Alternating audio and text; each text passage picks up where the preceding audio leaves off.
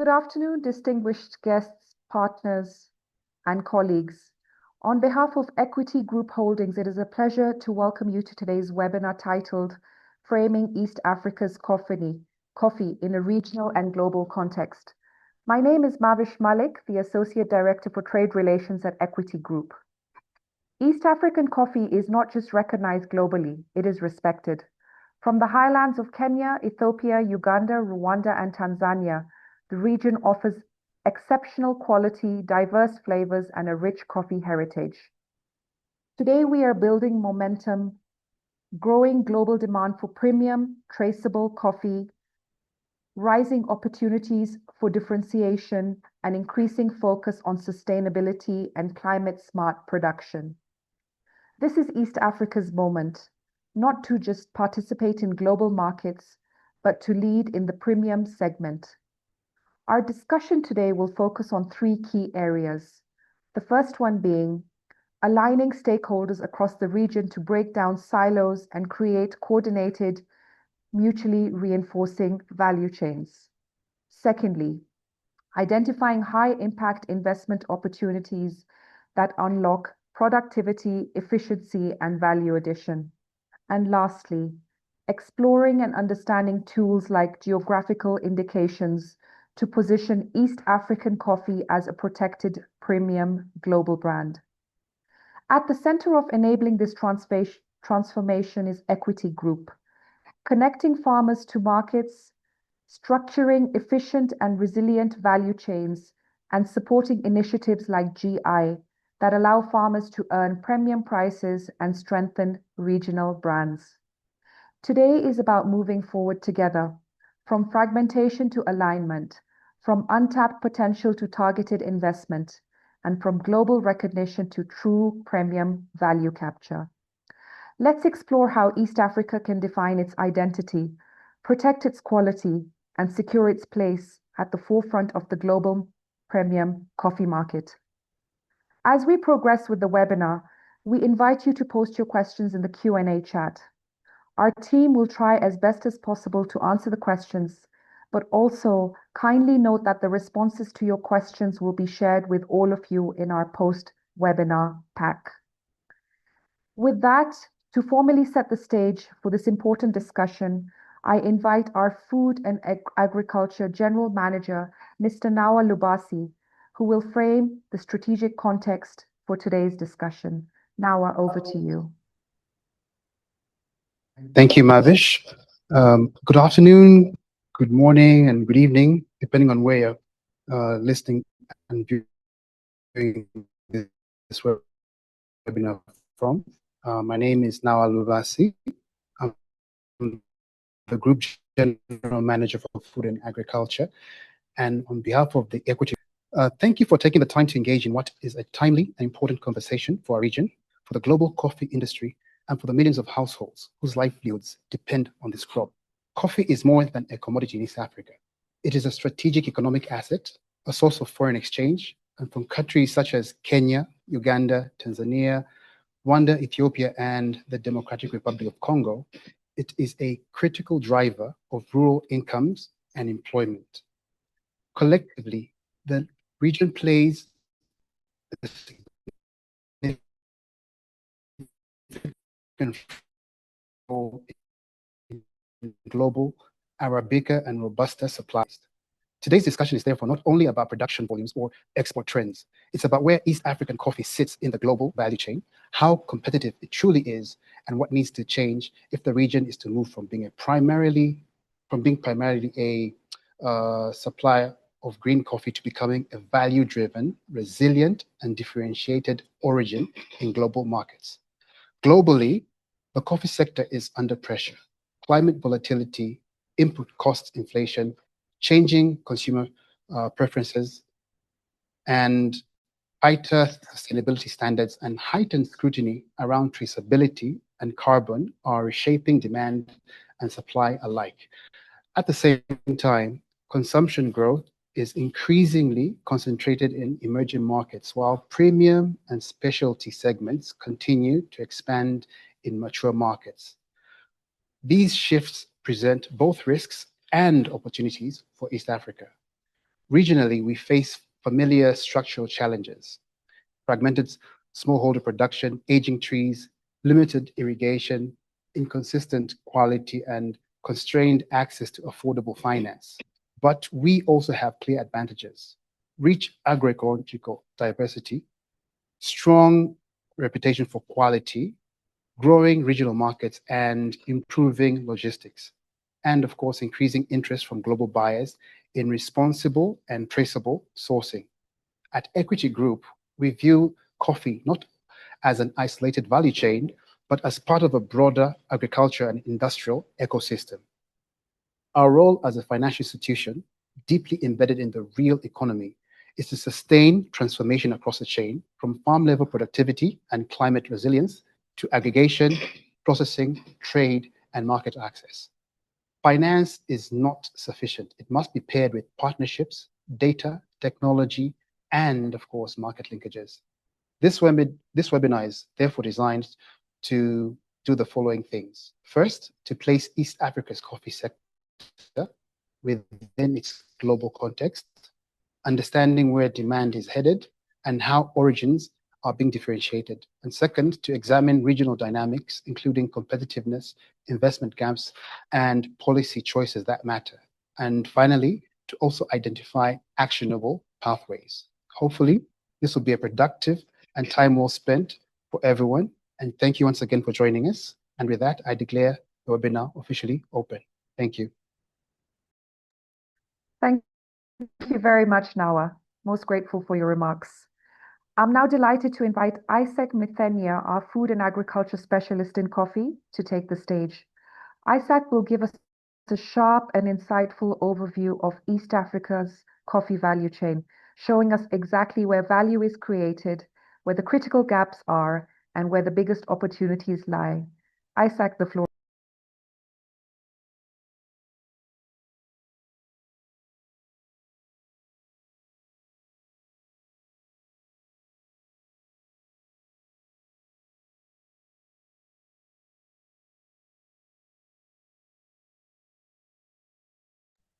So can you hear me now? Wonderful, thank you. Thank you, Mavish, for the opportunity. My name is Isaac. I'm a food and agriculture sector specialist in coffee at Equity Bank Kenya, and I'll be taking you through an overview of the coffee value chain. I'll talk about a few things. I'll look at the global outlook of coffee, then narrow it down to the Kenya value chain. I'll also highlight the ecosystem players, point out the key challenges and the key opportunities that exist in the sector, and the role of the financial institutions in the sector. Coffee is the second most traded commodity after oil, and it's also the second most consumed beverage globally, trailing water. An average of 2.25 billion cups are consumed daily, you can imagine. The product is presented in two forms. We have the Arabica coffee and Robusta. Arabica coffee accounting for about 60 to 65% of the global production, and is characterized by higher quality, which attracts premium pricing. And this is where our coffee in Kenya lies. Then you have Robusta, accounting for about 35 to 40%. It has a higher yield and is mostly used in blends and instant coffee. Coffee globally, from a geographical perspective, is grown along the coffee belt, which lies on the equatorial regions, which lie along the equator and in between the tropics, as you can see. And the largest producer of coffee is Brazil. Globally, we have a production of approximately 170 to 180 million bags. These are 60 kg bags. Coffee is packed in 60 kg bags. So globally, we have a production of about 170 to 180 million bags. And from the table, you can see that Brazil and Vietnam account for more than half of that production, about 55%. Africa production is between 18 and 20 million bags, and Ethiopia leading the production in Africa. Sorry? Oh, I'm told my presentation is not showing. Let me just give me a minute. I thought I was sharing.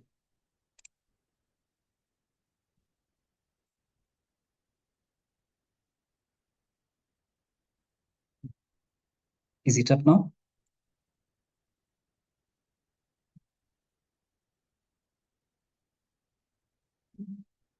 Not yet.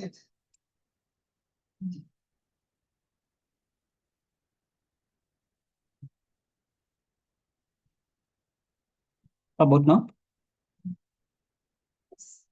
Oh, sorry about that. Sorry. Yeah, so I was talking about the volumes, and globally, allow me to reiterate, we have a production of about 170 to 180 million bags, and Africa accounts for between 10 to 12% of global production. In terms of trade, the coffee market, in terms of retail, is approximately 450 billion.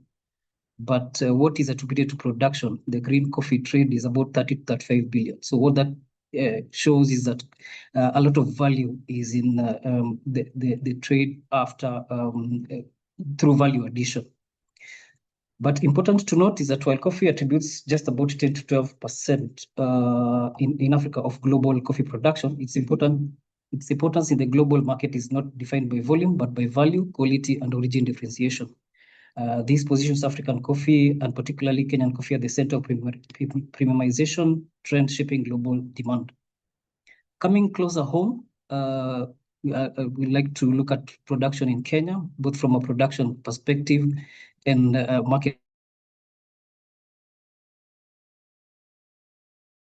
perspective, dating back all the way to 1893.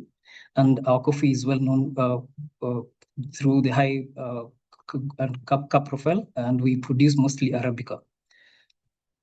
From the previous slide, we saw that Ethiopia is the largest producer in Africa, accounting for 5% of global production. In Africa, it accounts for about 40%, followed by Uganda, Ivory Coast, Tanzania, and Kenya. We are fifth in the production. The coffee industry in Kenya plays a very significant socioeconomic role because it impacts directly and indirectly 1.5 million households through upstream and downstream value chain linkages.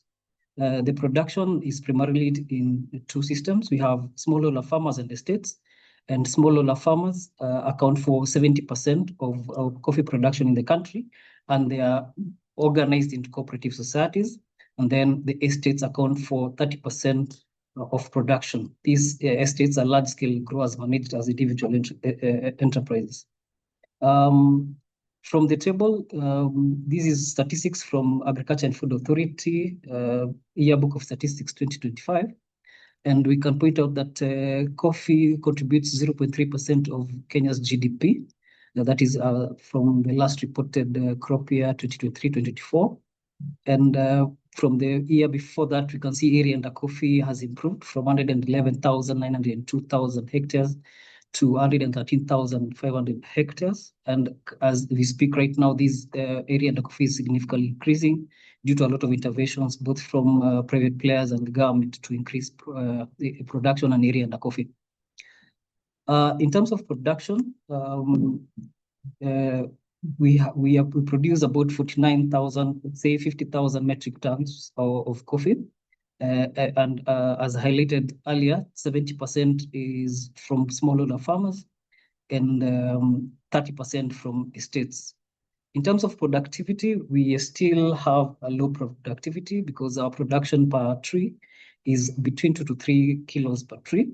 But the government has put a strategic plan for 2028 to 2029 crop year, where we want to improve that productivity from 2 kgs per tree to about 6 kg per tree, and move the overall production volumes from 49,500 metric tons to about 150,000 metric tons. In terms of market and exports, Kenya coffee marketing system is dual in nature. Coffee is sold either through the auction, the Nairobi Coffee Exchange, or through direct sales. And the auction accounts for approximately 85% of the sales. And it's a key institution because it's the dominant channel by volume and plays a critical role in price discovery and transparency. Then you have 15% through direct sale, where the buyer interacts directly with the grower. And it is recently becoming increasingly important because it attracts premium prices driven by specialty buyers who engage growers who meet the standards and requirements, and also the traceability requirements. It's also important to note that 95% of coffee that is produced in Kenya is exported in its raw form, and we export it to the international markets. And the key export destinations, we have Europe accounting between 55 to 65%, North America 15 to 20%, and then we have Asia, which is an emerging market, accounting to 10 to 15%, and the Middle East also between 5 and 8%. Asia and Middle East are increasingly becoming the emerging markets and frontiers for the coffee production. The sector has key stakeholders who participate in the sector, and the overall governing structure is regulated by three major laws. The first one is the Crops Coffee General Regulations of 2019. We have the Capital Markets Coffee Exchange Regulations of 2020, and most recently the Coffee Act that was signed by the President on 30th of March this year.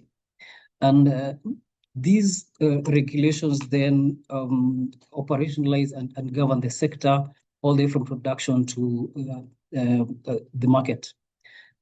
The key ecosystem players will start from the farmer who grows the coffee, and we have approximately 800,000 coffee farmers in the country and increasing, and approximately 4,500 large-scale farmers who are the estate farmers. These are the people who grow coffee, and coffee, once it's planted from the seedlings, will take about 2 to 3 years before you can harvest the first crop. And what we harvest is cherry. That is the red bean.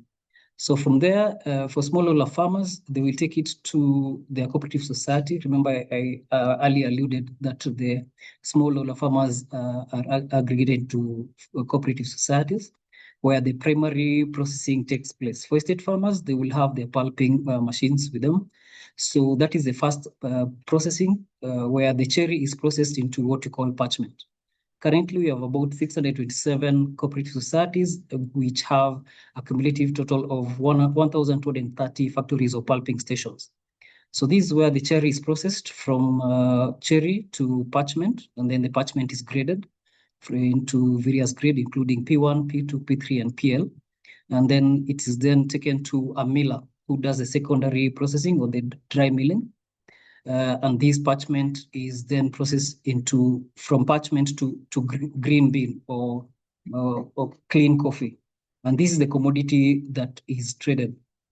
So the miller will process it into green bean and grade it into the main grades. You have 7 main grades. And currently, we have about 23 millers in the country. We have grower millers who are millers owned by farmers who have integrated vertically into unions. And we also have the commercial millers. Once the commodity is ready, then it's transported to a warehouse in readiness for sale. And we have currently approximately 19 coffee warehouses in the country. And the people who then will offer it for sale at the Nairobi Coffee Exchange by law are defined as brokers, or they're called brokers. And we have 19 brokers currently participating in offering coffee on behalf of farmers at the Nairobi Coffee Exchange. At the exchange, this is where the broker then meets the coffee dealers. We have approximately 200 licensed coffee dealers, but the ones who participate actively from auction to auction are between 20 and 30. And Nairobi Coffee Exchange is where they meet and coffee is traded. The coffee auction is held every week on Tuesday. And once the highest bidder of the coffee gets the coffee, they're invoiced by the broker, and the payment flow moves from the buyer, who then pays into the Coffee Direct Settlement System. The Coffee Direct Settlement System was introduced by the coffee regulations, the Crops Coffee General Regulations 2019 and the Capital Markets Coffee Exchange Exchange 2020.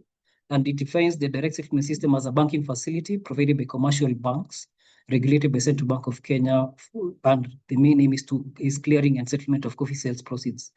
As unlike before, where the dealer used to pay the marketing agent, who then in turn will settle the service providers and the farmers. So now we have the coffee direct settlement system, and once the payment is made to the coffee direct settlement system, then these the proceeds are supposed to be settled to all people who lay claim to the money within 5 working days or the prompt date.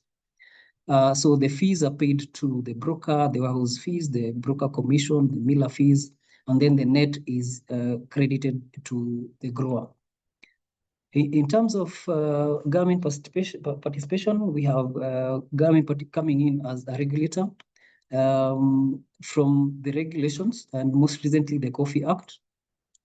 We have the Coffee Board of Kenya, currently introduced by the Coffee Act, previously AFA, Coffee Directorate, regulate commercial coffee millers, warehouse operators, and buyers.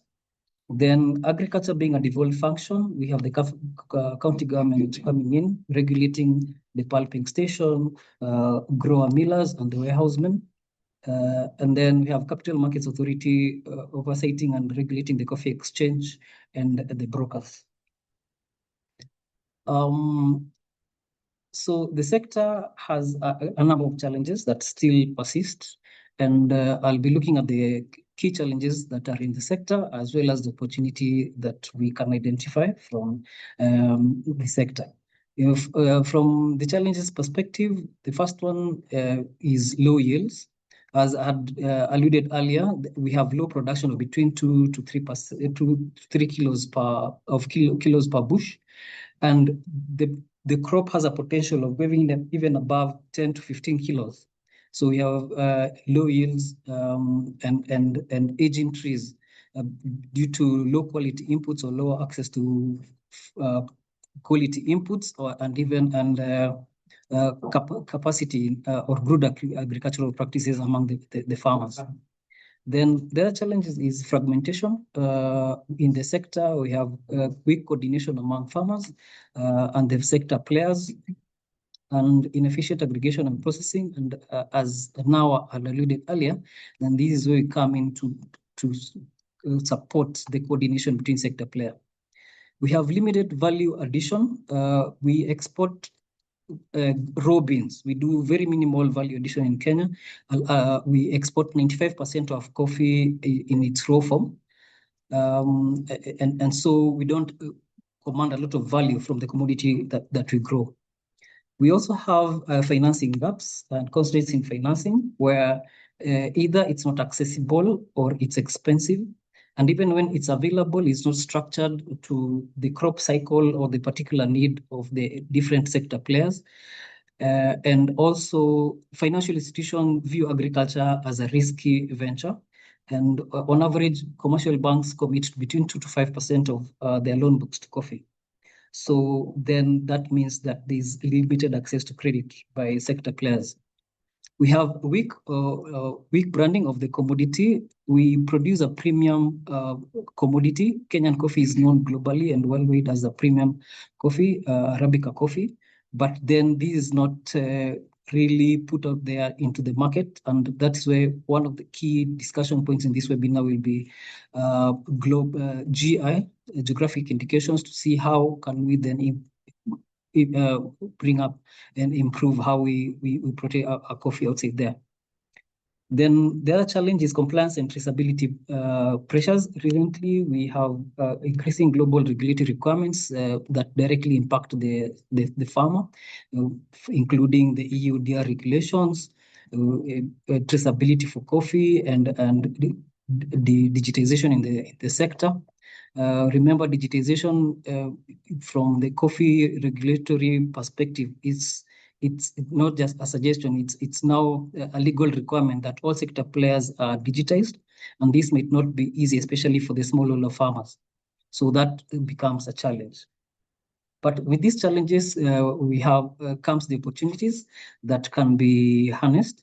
And the first one is that to take care of the low productivity, we can adopt climate smart practices and regenerative agriculture and improve resilience and productivity and resource efficiency. So apart from just doing the BAU production, we can partner with sector players, and Equity here can come in terms of the Equity Group Foundation to support sector players with capacity building education to farmers, and also green financing to the sector.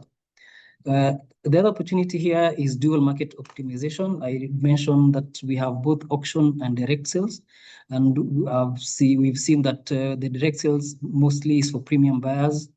We can still have coffee being marketed through the two channels, where the auction guarantees price discovery of the commodity, where then the direct sales are benchmarked to ensure that the farmer gets the best value for the coffee.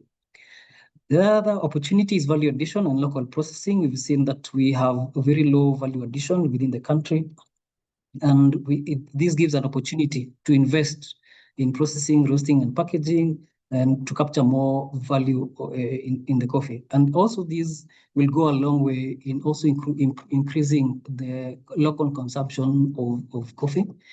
Again, local consumption of coffee is very low. We have less than 5% of consumption of coffee. Most of it, that's why we're exporting 95%, and that also creates an opportunity to expand the local market.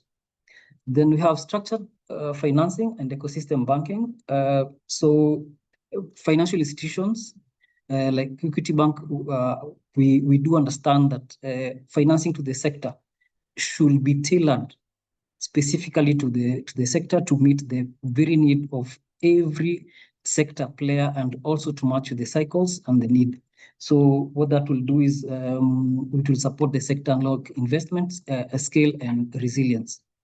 Then you have premiumization and origin differentiation. We can, given the high quality and global recognition of our coffee, we can leverage on that and traceability and the GIs that we're going to discuss in this webinar to make sure that then we harness more value and more visibility of our coffee.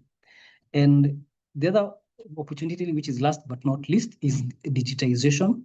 There is an opportunity to leverage on data, digital tools, and platforms to enable traceability, transparency, and this will also unlock smart decisions. Having said that, at Equity Group, we, given those key challenges and opportunities in the sector, then we do realize where do we come in? What is our role as a financial institution? And we are cognizant of the fact that financial institutions are evolving from lenders, just mere lenders, into ecosystem orchestrators who come in to connect capital, markets, data, and farmers to unlock the value across the coffee sector. I'll talk about six main roles of that will come in to support. First one being the normal one, financing the value chain, but not just financing, but providing financial solutions across production, aggregation, processing, and exports. The other key role that we come in to participate is catalyzing market access. We are a regional bank with international networks. We leverage on that to connect the Kenyan coffee to premium global markets.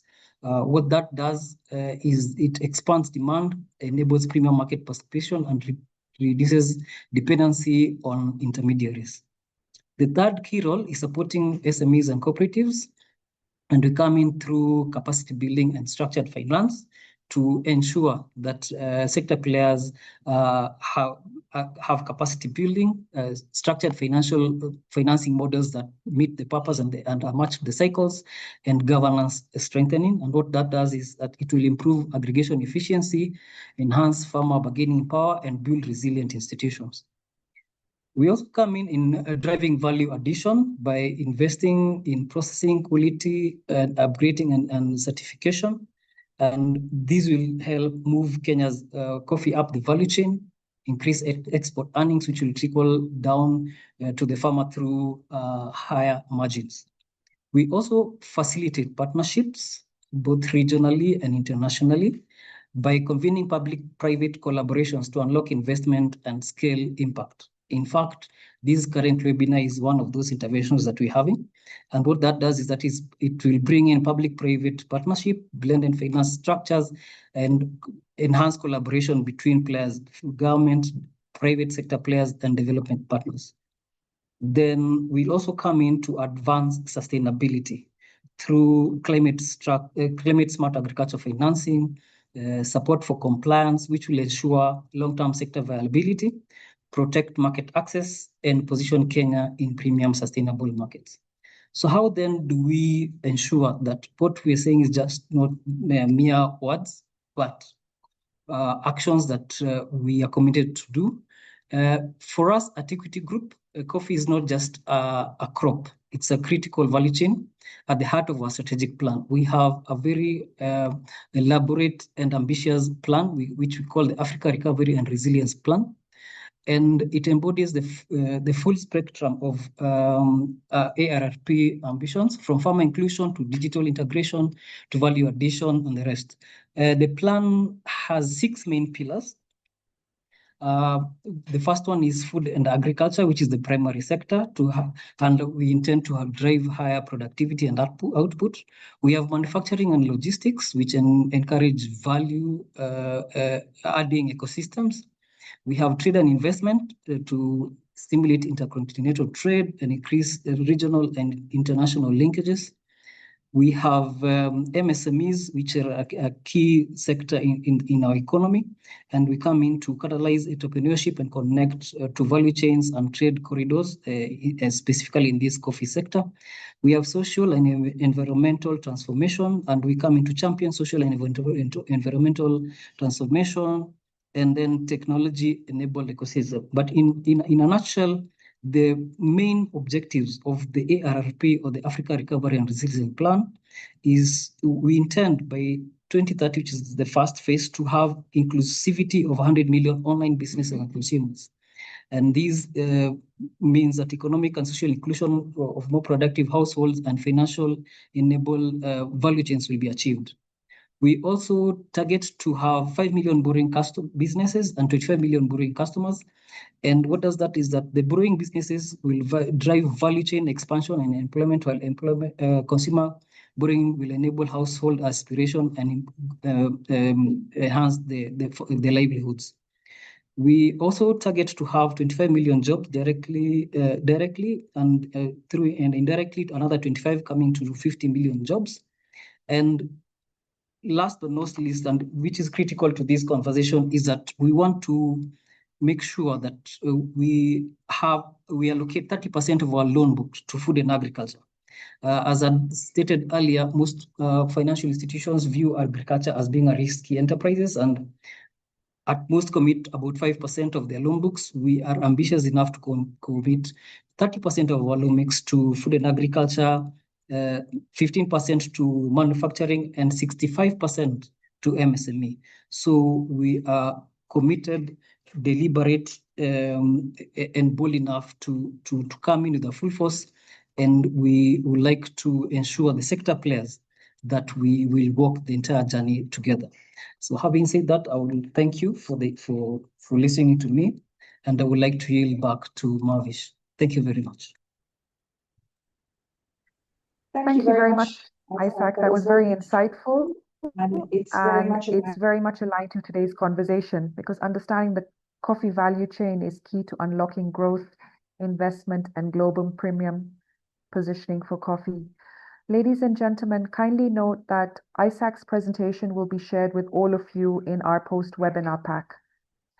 We will now turn our focus to geographical indications, an increasingly powerful tool in differentiating origin, protecting quality, and capturing premium value in global markets. On this note, I am delighted to welcome Dr. Pinar from CIRAD, who will help unpack how geographical indication frameworks can be practically applied within the Kenyan context.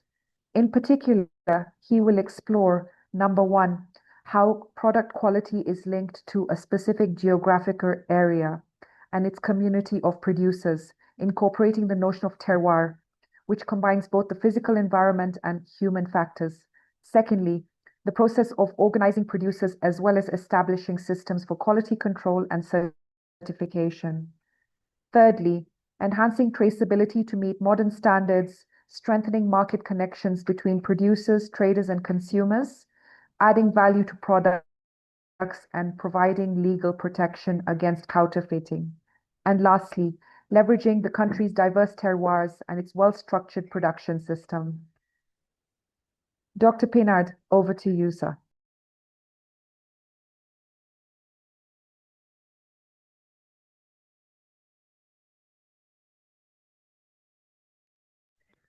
Can you hear me? Yes, sir, we can hear you.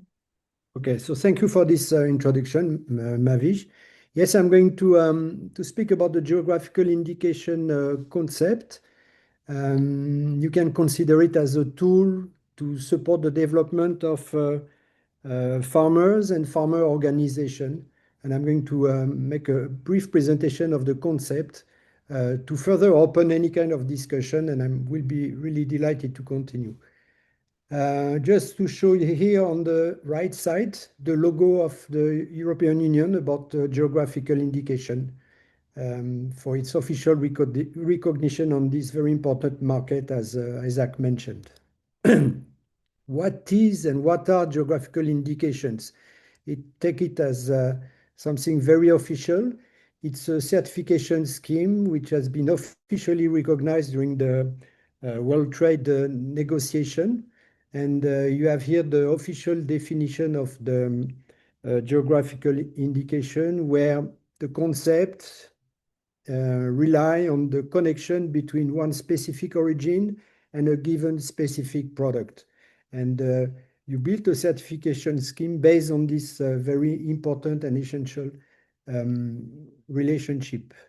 It's not a dream, as you can see. You have something now, I guess it's around 8,000 GI products which are now officially registered.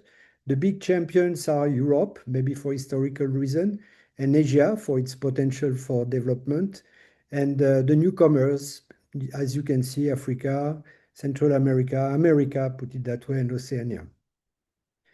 Geographical indication is mostly known for food products, and that's where you can see it's a very important number of these products which are certified. Historically, the first one were wine and spirits, and they are still there. And non-food products are also eligible. Any kind of very specific handicraft product can be registered as a GI.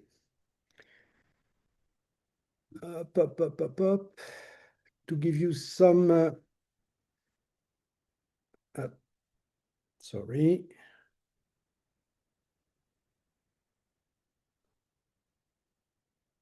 Okay, some ideas, some illustration of geographical indication. The Darjeeling tea, most famous, and everybody knows the name Darjeeling.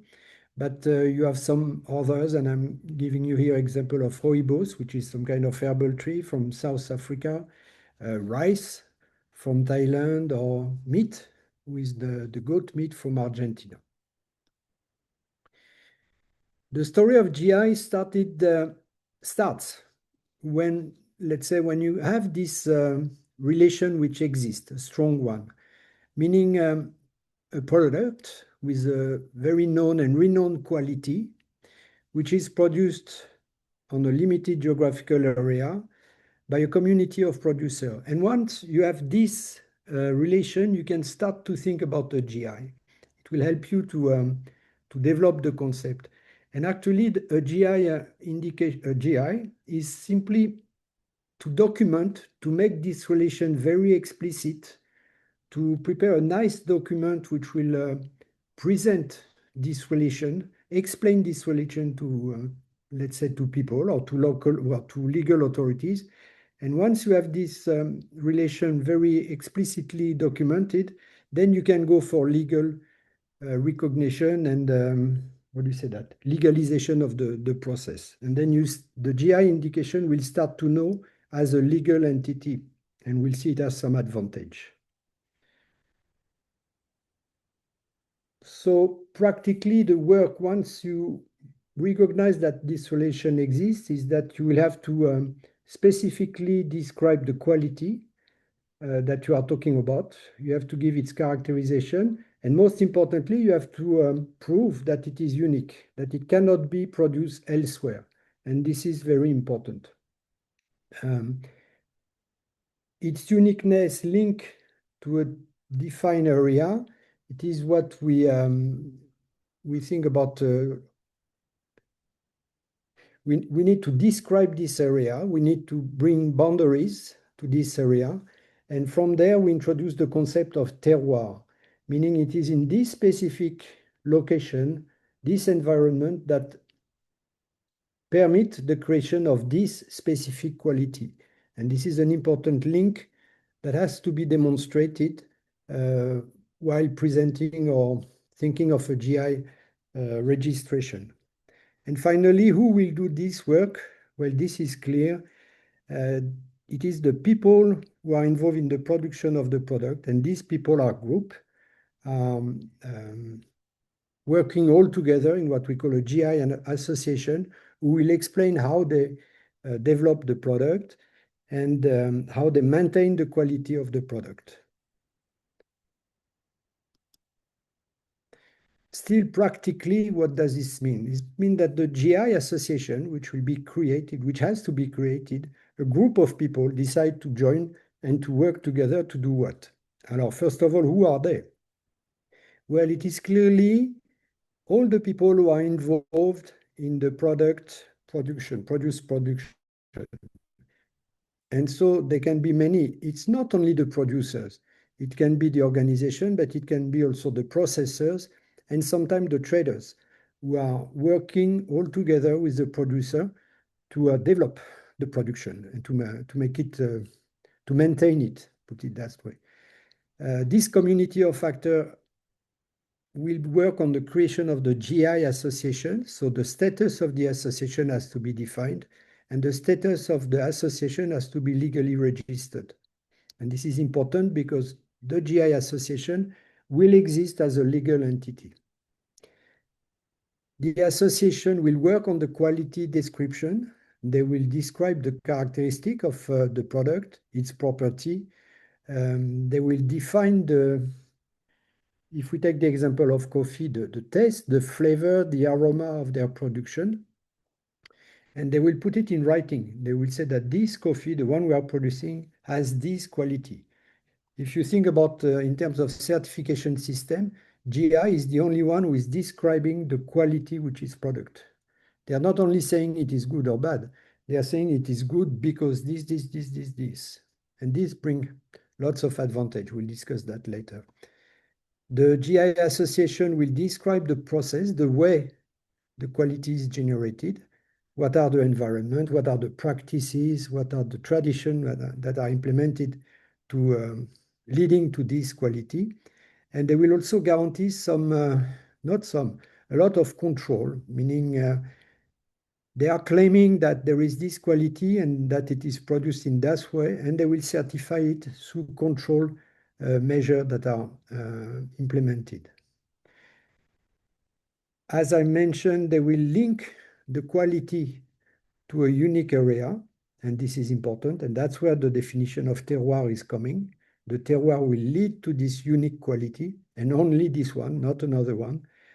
And a very important step in the creation of the GI is that they will fix the area where the produce is created. So they will draw the boundary and they will come with a clear map of the area, the production area. When all this is obtained, when all this is, let's say, done, put on a paper to make a very nice report, they will prepare what we call the book of specification of the GI. And this is a very important document because it will be used as the, let's say, the reference of the GI. The GI is the name, and the association will give the name of the product, but it will also give the full description of how this GI is created. And all this description is presented in the book of specification. One example among few, but at least one example in East Africa, The first GI, which was registered on coffee in East Africa, was done very recently in 2022 in Uganda, Rwenzori Mountain. And you have here the logo of the GI Association and the first production with the logo put on the bag, okay? And just as a matter of illustration, I show you here how we designed the map. So this is the mountain, the Rwenzori. Here it's Uganda, here it's DRC, okay? And you see here in blue, the boundaries of the GI. It's quite important, and it's not sometimes easy to draw the boundary, because clearly it means that the people inside will have the official recognition of being a GI producer, and the people outside won't have it. So that creates lots of discussion, negotiation sometimes, as it can be important, especially if we think in terms of price. The benefit of GI, because you can ask me why we are doing so much work to do what, with which objective, is that definitely GI is a marketing tool, and it brings a competitive advantage on the market. Once people are working under a GI, they acquire a very important bargaining power, because they are able to say, okay, we are selling you this quality and it has been controlled and certified. They have this capacity when they enter into negotiation with traders, exporters, to say, okay, don't try to tell me that my coffee is not good, because I have controlled the quality and I know what you're saying is not true. My quality is good. So it's a real bargaining power. And the GI provide lots of marketing tools, as I said, and also communication, because once you generate the map of the community who is involved, the description of the community, the description of the environment, actually that's the kind of information that the market people are looking for, to be able on their side to sell the product. So the GI gives you quite a good advantage on that. It's a very strong legal protection, meaning that the coffee in one area has the name of the GI. It means that no other area can claim for the same product. So it gives a kind of exclusivity to the people who are producing the GI, and that legally protect them to counterfeits or smuggling. And that's also important. Last but not least, the GI implies the full traceability of the process, because once you delimited your area of production, it is clear that you want to demonstrate that the product is coming within this area and not from outside. So you develop the traceability of the production, and these come together with the GI process. As Isaac mentioned, in the current time, it is quite important to be able to demonstrate the full traceability. He mentioned EUDR. There is the CS3D regulation coming soon also, and the GI will help addressing the compliance to these standards.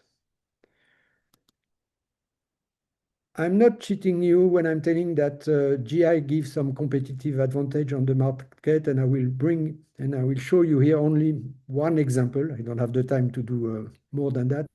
It's taken from cheese production in Europe. And what you have in red here, it's the average price of 1 liter of milk for cheese production in Europe, or at least in France. And you see here it's 30 cents of euro per liter, which is paid to the producer. And here you have the example of 5 different cheese who are operating under the GI system. And you can see that the producers are benefiting from the system. They all gain when compared to the average. Well, depending on their reputation and the quality of their production, the gain varies, but it's always positive. You could find other example on that. I don't want to cite the example of champagne or other very famous spirits, but it is the same thing. So how it could benefit from to Kenya production for coffee? I think Isaac mentioned some of them. I give here more or less the same argument. The fact that Kenya from coffee is already known, it's famous, okay? and you have a good and solid production, which have been moving up and down for the last decade, but at least now there is some stable production of coffee, which has a very solid reputation. The reputation of quality, as I said, is important. So it means that for Kenya, there is an access to the specialty market, which is a better rewarded market when compared to mass production. As it was mentioned, the differentiation or the so-called decommodification of coffee, it's an opportunity which is now open to Kenya producers. The production sector, I believe, is well structured. Now, maybe I will have to update my figures here, but it's more or less similar to the one of Isaac, organized through private estates or cooperative. And this is a very important situation when you think about community of people who will have to join together to develop GI. Okay, sometimes you can imagine a GI association which will associate, let's say, 3, 4, 5, 10 cooperative and maybe 100 or 200 estates. And all those people will have the capacity to work together because they are well organized already. Finally, and this is important, and I think it was also mentioned, the coffee market or value chain or structure is in Kenya is benefiting from the Nairobi Coffee Auction, which is an important structure, institution, which quite helpful in terms of price discovery, as it's opening the ground for, let's say, competition. So it will push the price higher, and that's important. But there is also a second option, which is direct sell, that can be chosen by producers. So actors will have the possibility to develop their own marketing strategy, sometimes playing with the auction or sometimes playing through direct sales possibility. To show you the potential of Kenya, I just want to illustrate this by showing you the results of maybe a little bit old study, which was developed in 2005. And it was developed in 2 counties, Nyeri and Kirinyaga County. You have the map here. So here it's Mount Kenya, and here you have the Aberdare. And we collected the coffee from 178 washing stations, okay? And we asked the people, it was done with the Coffee Research Institute, and private cuppers from traders to make the degustation of this coffee and to rank it, okay, from on a scale on 0 to 5. The base coffee, as I said here, were classified at more than 3, okay? And when you map the result, you see clearly that the good coffee starts with the green line, and the nicest, best coffee, it's red or purple, okay? And you can see clearly here on this map of coffee quality that you have some kind of island which are emerging from the degustation. And this island, it has to be confirmed, but could be called terroir. And you could say that here you have one terroir of one quality, here another one, here another one, here another one. As long as you demonstrate that the quality here, which is good, is different than this other quality, which is also good. And that will pave the ground to develop and to discuss the GI. So the potential for GI in Kenya exists. It is strong, solid, and it's a good, let's say, situation, a good opportunity to develop and access the specialty market. This being said, I will thank you for the invitation to present this idea. Thanks a lot. Very interesting, Dr. Pinard. Thank you very much for your insightful presentation on GI. Ladies and gentlemen, please, if you have any specific questions directly to Dr. Pinard, he is available to answer them. If not, we will definitely share the contacts of all our presenters and panelists in our post-webinar pack, and we would be happy to do that. Dr. Pinard's presentation will also be shared, just like Isaac's, with all of you in our post-webinar pack. Ladies and gentlemen, I would now like to move to a quick introduction of all our panelists. Each panelist will bring a unique perspective from different parts across the ecosystem of coffee. I would now like to introduce the panelists to you. Briefly, they will give a 2-minute intro. We have Mr. Henry Kinua, who is the National Program Coordinator of UNIDO. Then we have Mr. Nathan Were, who is the Senior Operations Officer of the IFC. Thirdly, we have Dr. Festus Bett, who is the CEO of the National Coffee Cooperative Union, which is also abbreviated as NACU. Fourth, we have Mr. Wycliffe Murwai. He's the coffee consultant of CAPA, which is the Kenya United Producers and Planters Association. And finally, we have Ms. Anne Koech. She's the National Coordinator of Markup 2 from ITC. Henry, over to you for a quick 2-minute introduction. Thank you very much. Thank you, Malik. Good afternoon, good morning to all the participants. My name is Henry Kinua. I am a National Program Coordinator at UNIDO, that's United Nations Industrial Development Organization, leading a project called ACTS, which is Accelerating Climate Resilience in African Coffee. And the program looks at about 3 areas. One is convening the stakeholders, what they call the delivery lab, can pick the key areas of interest, discuss, get stakeholders, put there, and then work forward with that. Secondly, also supporting, increasing the training or capacity building and training of stakeholders. With that, we're working within the Coffee Research Institute, supporting them build actually a coffee training center that now provides support provides training for the post-farm kind of operations, roasting and all that, because before that was not with the coffee research. And then thirdly and finally, for our project is working with the stakeholders, largely government, helping them or partnering with them to do resource mobilization, and we have we're working with the government of Kenya, trying to look at different areas that can access different financing and resources, particularly from the immediate areas of focus, Interim Climate Fund and other available fund. So looking forward to that. Quite a number of, in addition to that, I do quite a bit of coffee from my LinkedIn, my Facebook. I commentate like on a daily basis about largely Kenyan coffee, more to inform people how the market is doing and all that. So I'm glad to be here this afternoon in Kenya. Thank you.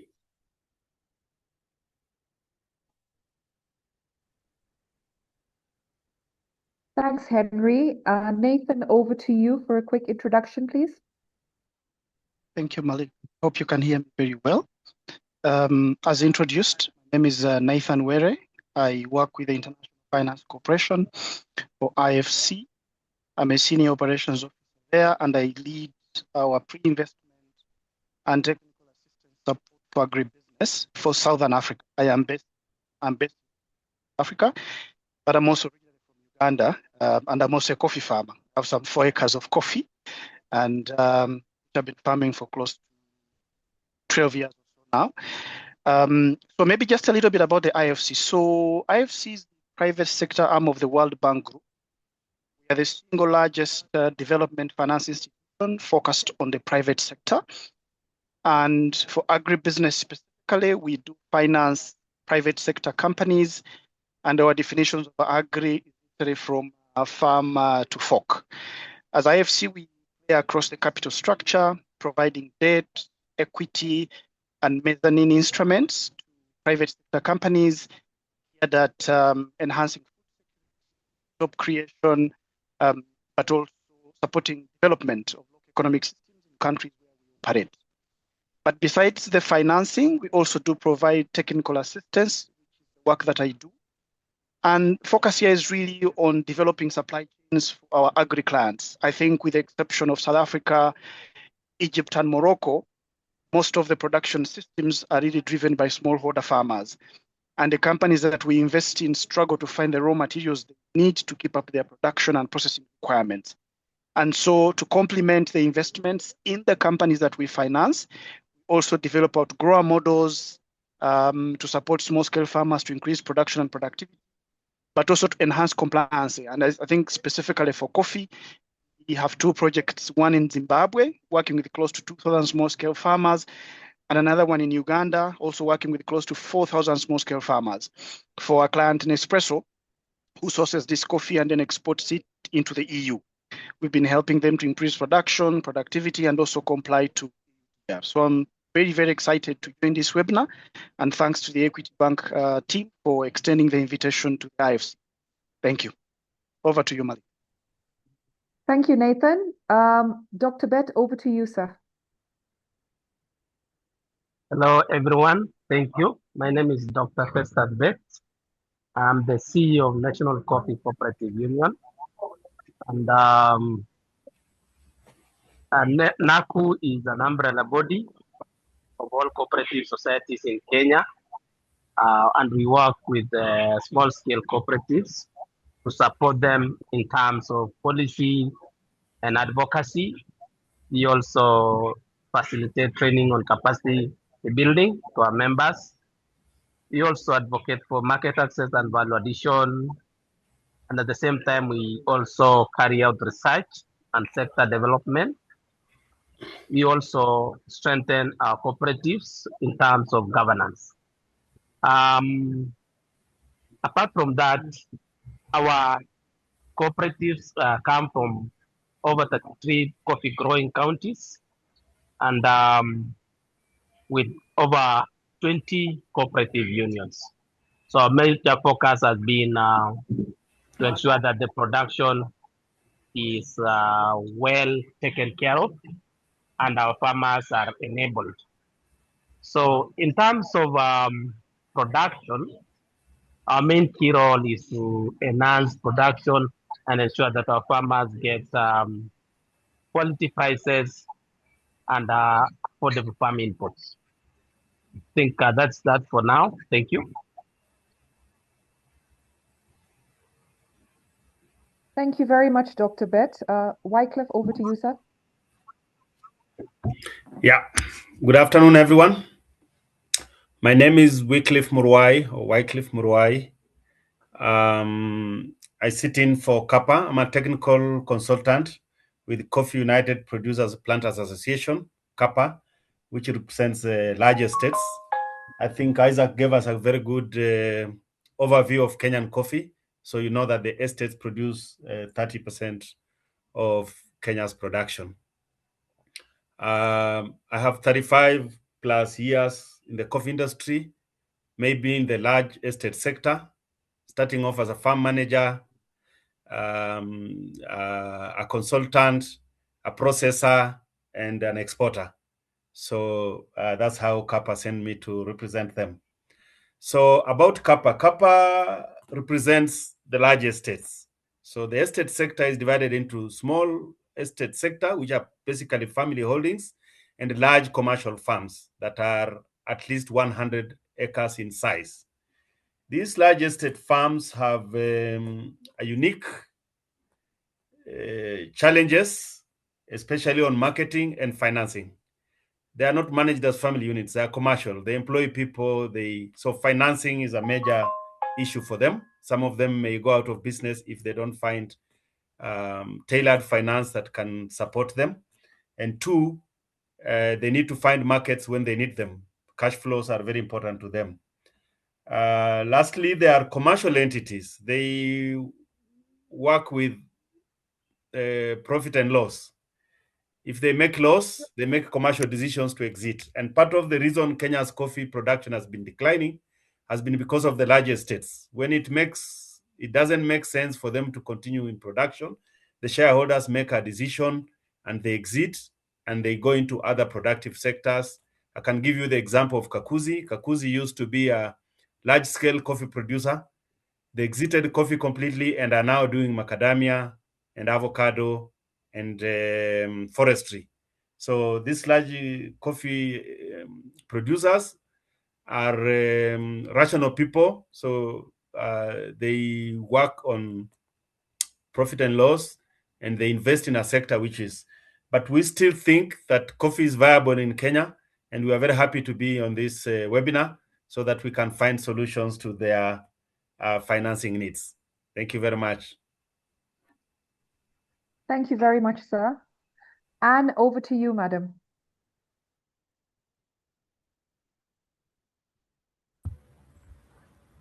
Sorry, I hope you can hear me now. Sure. So my name is Anne Chepkoech, and I work with the International Trade Center, leading the national role in terms of coordinating activities under Market Access Program, or MACAP, which is funded by the European Union. And it is a regional program focusing mainly on coffee at regional level. As a person, I am an international trade and development professional with over 15 years of experience working across value chains, agricultural value chains in Africa, and with a very strong focus on coffee and market system development. Much of my work has been centered on supporting coffee producers, cooperative, and SMEs to move beyond participation in global markets to true competitiveness. And this is done by improving quality, meeting evolving sustainability standards, and building direct linkages with buyers.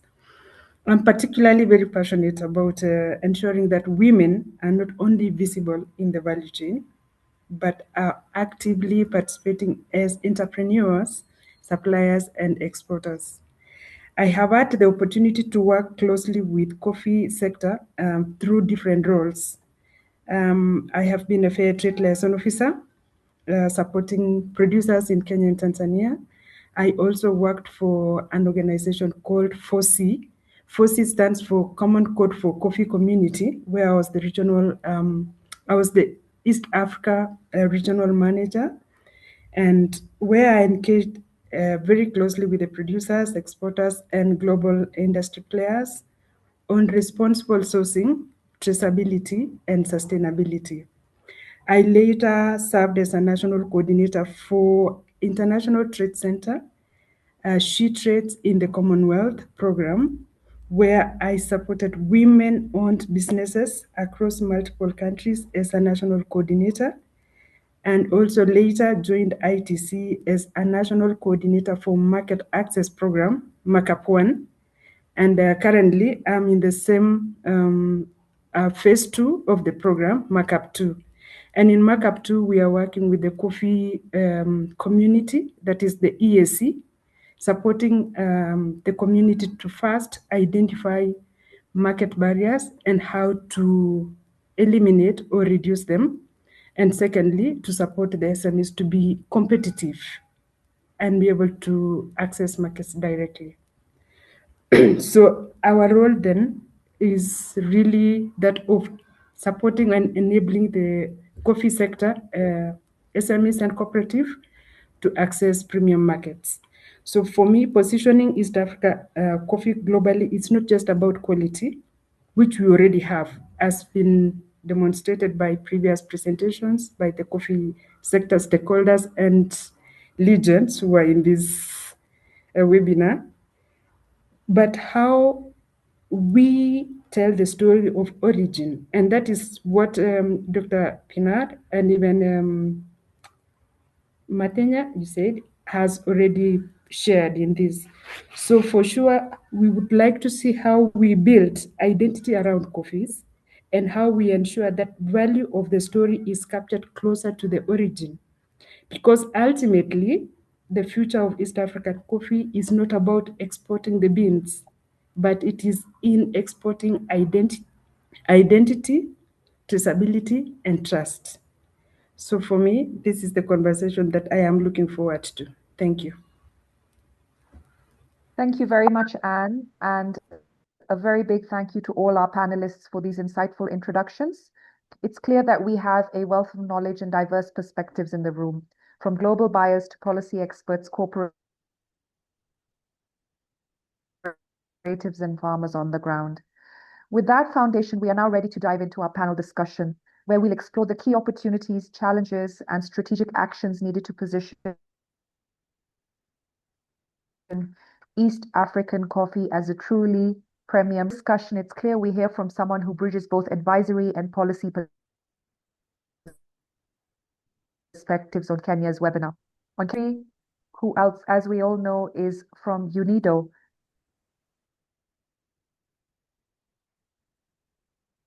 Henry brings deep insights chain sustainability. Henry, here are two questions for you, sir. The first one is, Kenya has strong fundamentals in coffee, but also clear structural gaps. What priority reforms or strategic shifts do you believe are most critical to position Kenya as a globally competitive high-value coffee origin? And secondly, we often speak about collaboration, but execution remains a great challenge. How can the government, development partners, and private sector actors better align to unlock investment, scale value addition, and drive sustainability across the value chain? Over to you, sir.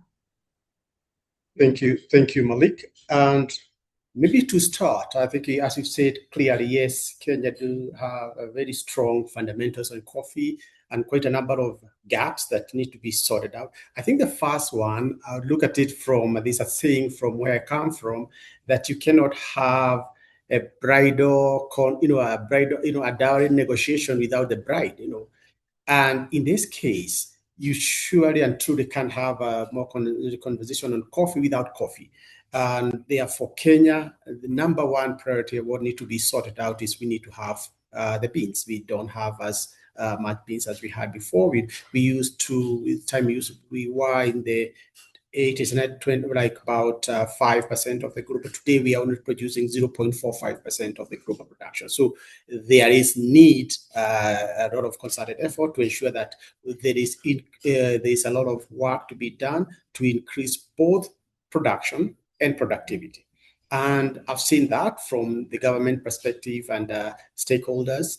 We are now looking at both angles. In terms of increasing productivity, the opportunities are across board. And I think when you look at it from a policy side, they just assented Coffee Act 2026 was able to identify some of the key areas that need to be sorted. Number one is research. I think and research in terms of disease control, in terms of increased productivity, in terms of like the soil health and all that has been lagging behind. And the challenge was the institution that was mandated to do that was not properly resourced.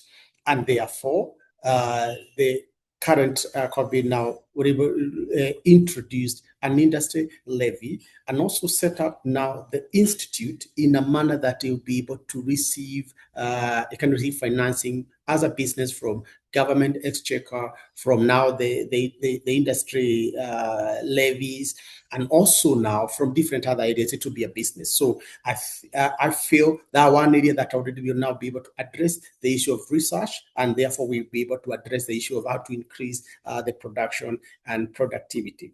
The second area also, again, with the increase the production and productivity also is, I'm happy to hear what I read Isaac from Equity Bank talking about structured financing. Because what you find, the main challenge, what you find most of our coffee, 70, maybe 80, almost 90% is the variety, the SL varieties that are highly susceptible to coffee bedding disease, and that requires continuous use of pesticide. And this pesticide, there being a fungal disease, it's you have to apply them at the right time. But the challenge we've had for the last couple of years after the collapse is you find that farmers use inputs when they can afford them, not when the crops need them. And that has been a big challenge. So you find, and I remember sometime back, 2018, when I was a CEC in a county minister in my home county of Nyeri, we did a study at that time with support from TechnoServe and Agra, and showed that Nyeri farmers, and to the case of across the country, were losing about 40% of the inputs they were using because they were using the wrong inputs, using the inputs at the wrong time. Because if you put the fungicide when already the disease has, then you don't have any. So I think that area, and that can only happen when we have a proper, structured financing. And this can come when there's already a framework. And that's, again, way back from the policy and the legal perspective. From the Coffee General Regulation 2019, which was also incorporated in the Coffee Act, it brought about the direct settlements system that in a way guarantees a financier that they have fair chances of getting repaid if they are able to finance agriculture, particularly finance coffee. And I think that one, and also looking at the effort to deliberately really like strengthen farmer organization, because sometimes quite a number of, we look at forecast by the government, and sometimes we forget the effort being done by various private sector and farmer organization. And there's a lot of that, even now, the emerging of more continuous strengthening of NACU, continuous strengthening of Farmers Union. You find, again, from the Coffee General Regulations 2019 and the Coffee Act, that allows farmers now to be able to blossom and work, operate at different levels of the value chain. So you have unions now who are working, who already have mills and also brokerage companies that they not only understand the value, but they are able to leverage all that to be able to provide inputs to the farmers, when the crops need them, not when the farmers can afford them. So I think you look at it, and this now brings the second question, the issue of partnership. I think most of the partnership or collaboration, most of the people, everybody is in business. I think my friend Murwai said that, large scale estates are rational. I mean, I guarantee even smaller farmers as rational businesses as they are. And you find if a commodities is not making sense, they move. Sometimes they might not approved, but they're not give it a lot of effort, a lot of interest into that, and therefore no investment.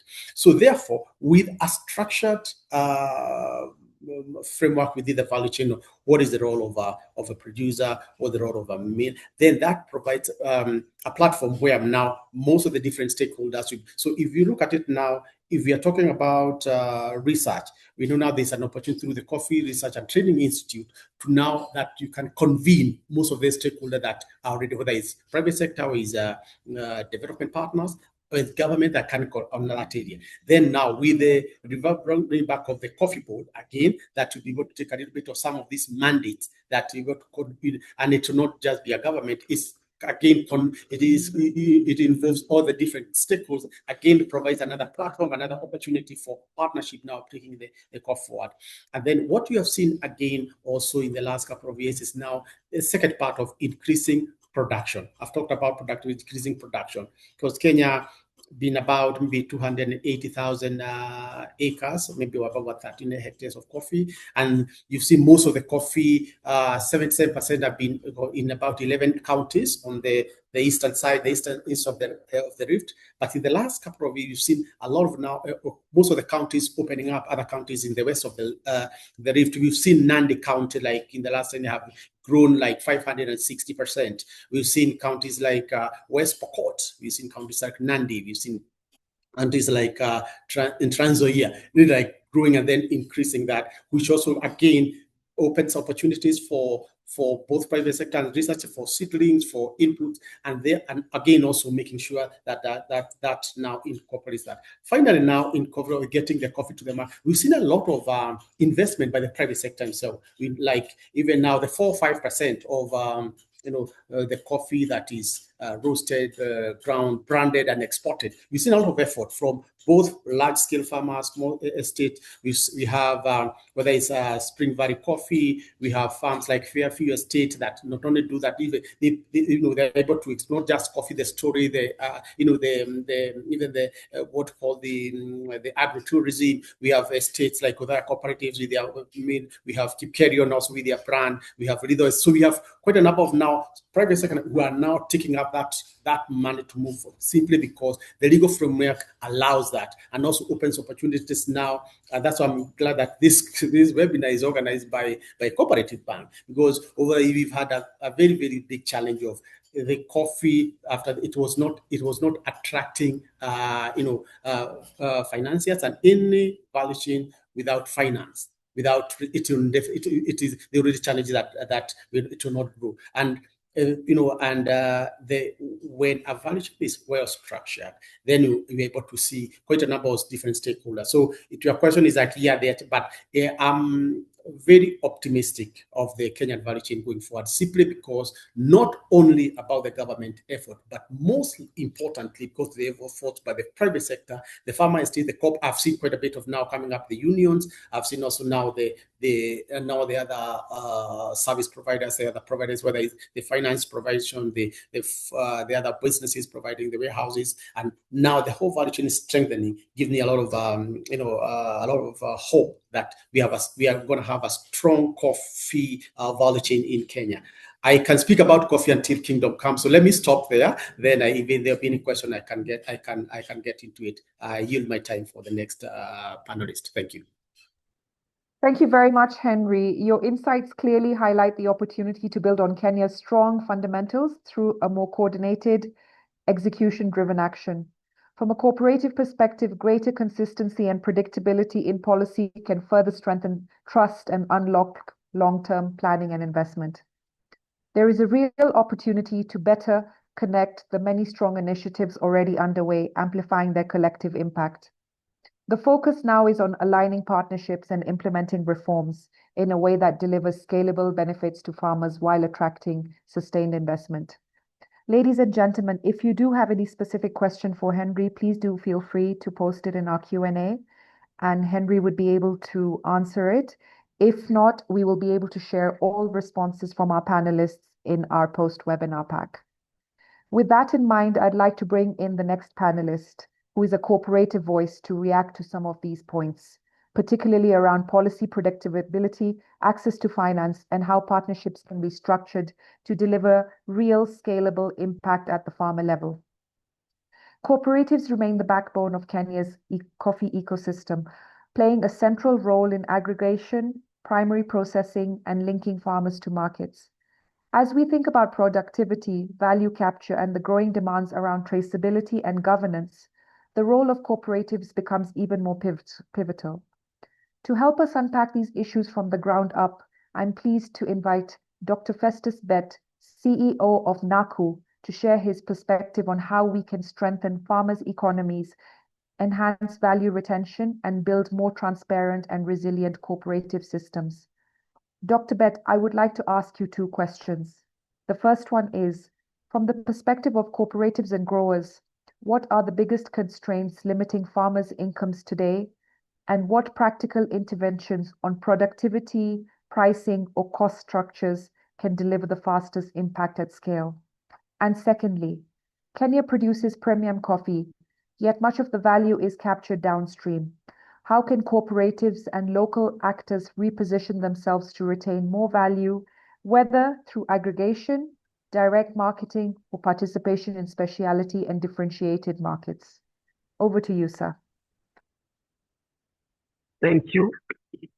Thank you once more. I'm very happy to have participated in this webinar. And one of the biggest challenge that mostly goes unknown is that the cooperative system in Kenya started a long time ago. Actually, it's not the first time. Me, myself, I come from a cooperative background. I come from an origin of cooperative, where cooperative was the first actually to be initiated. And Sylvia said, one of the biggest challenges is that in these cooperatives, most of the farmers are not really informed about actually what the consumers want. So one of the biggest challenges are members aware of what the consumers want. For it to work, one of the biggest challenges has been the consumers have different thoughts, and the producers have a different also view.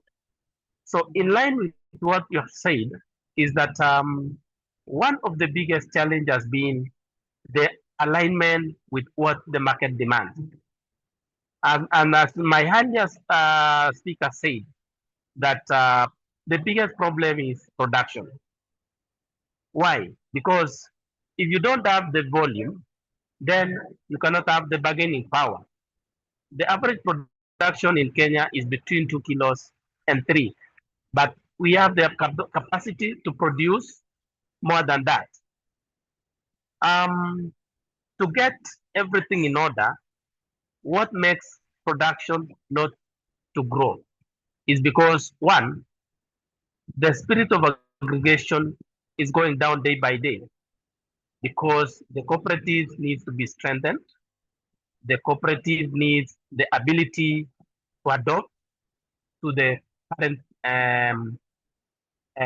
scenario. And one of the biggest factors here is we don't have the data. So digitization is the backbone. We are supposed to get the data correctly so that in case of any investment, then there is a clear view on how these can be achieved. So one of the biggest challenge is we need to have these farmers' data digitized. Once it is digitized, it can be accessed, and these data can be used to actually project what we can produce, how we can produce, and also will increase also the transparency in the value chain, which will make farmers to make informed decisions. Apart from digitization, there is also the issue of price volatility and risk on prices fluctuation globally.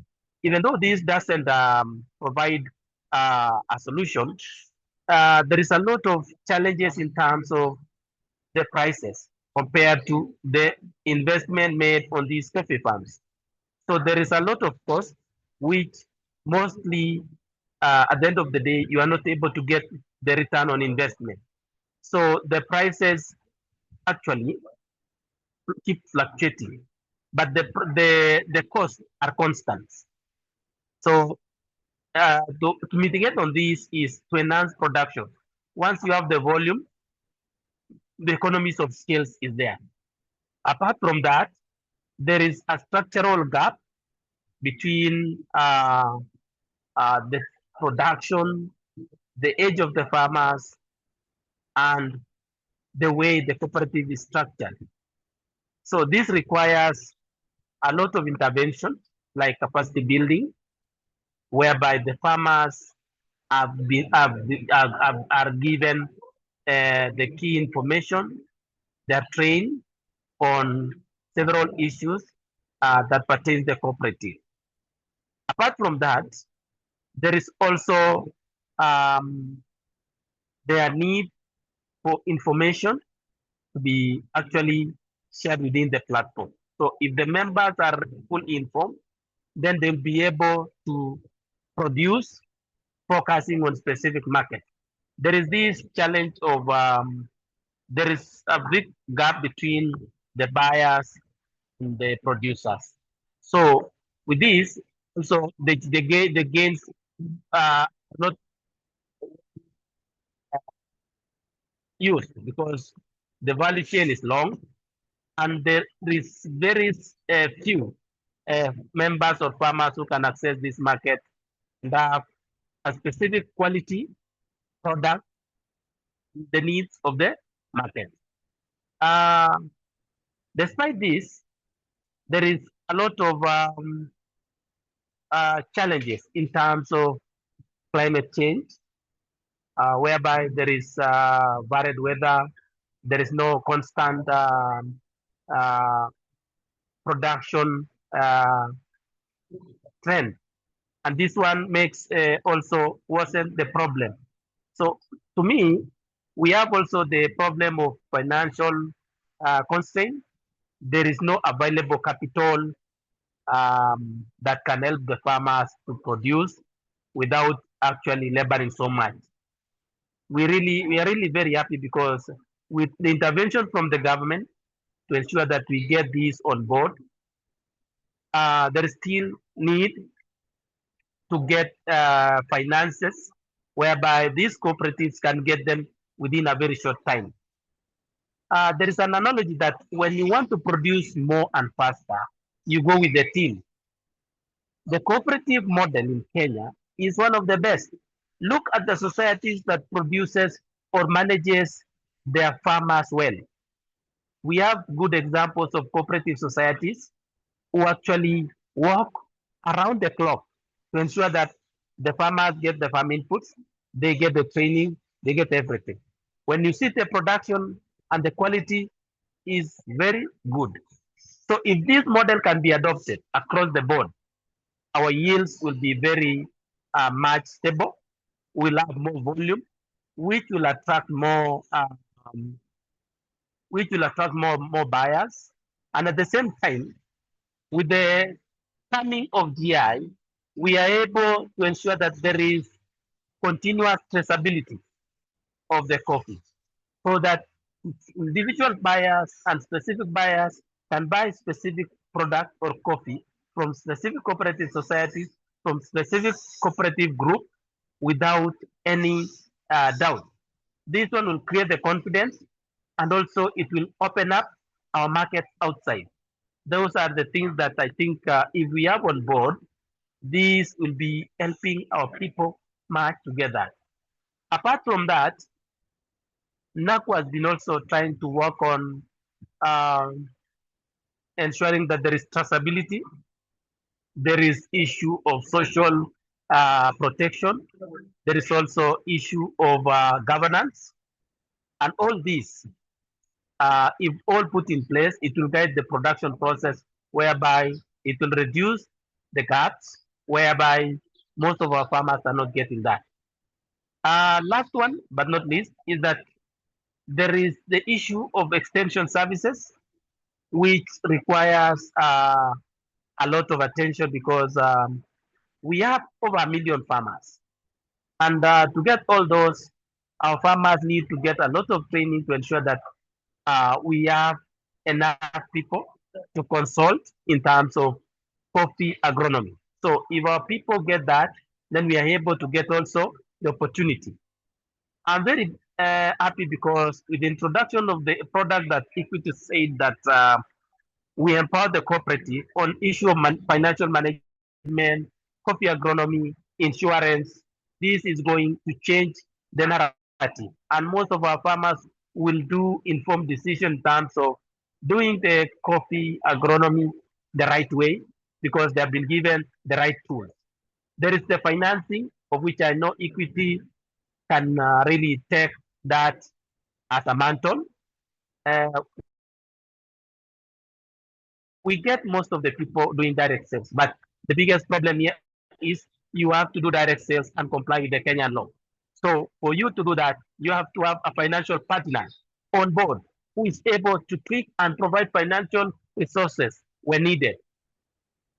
For example, when I do a direct sale, the LC itself, if it is LC, it will take more than 2 weeks, while the regulation says the farmer needs to be paid within 5 days.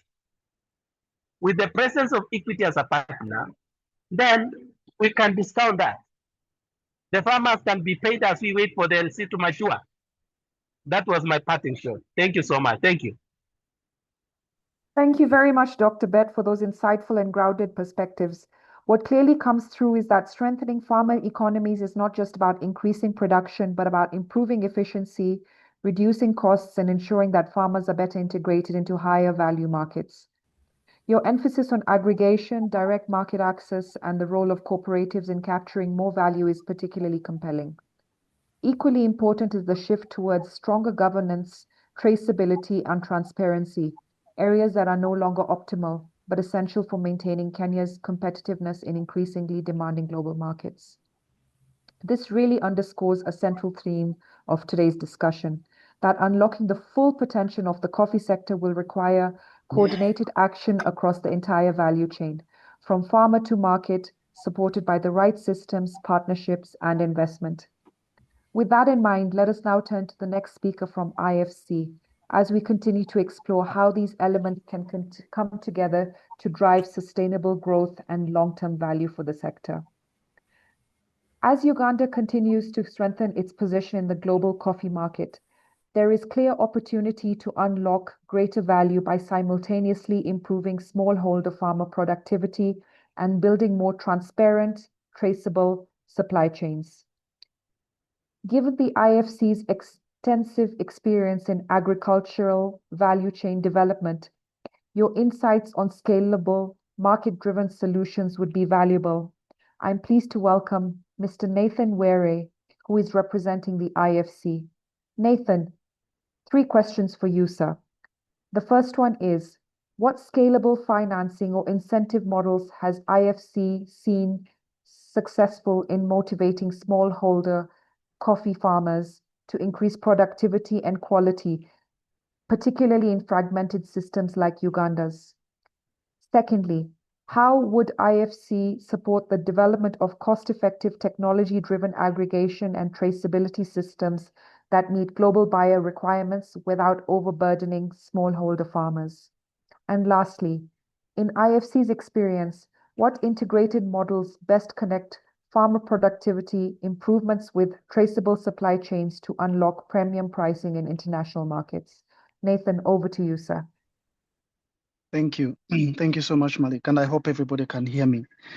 So to your first question on scalable financing models, I think there's a general consensus on this webinar that access to finance is a catalyst to enable production increase and productivity, but also one that remains a faraway cry for smallholder farmers to enhance production and productivity, especially in coffee, but by extension to a couple of other agri-value chains as well.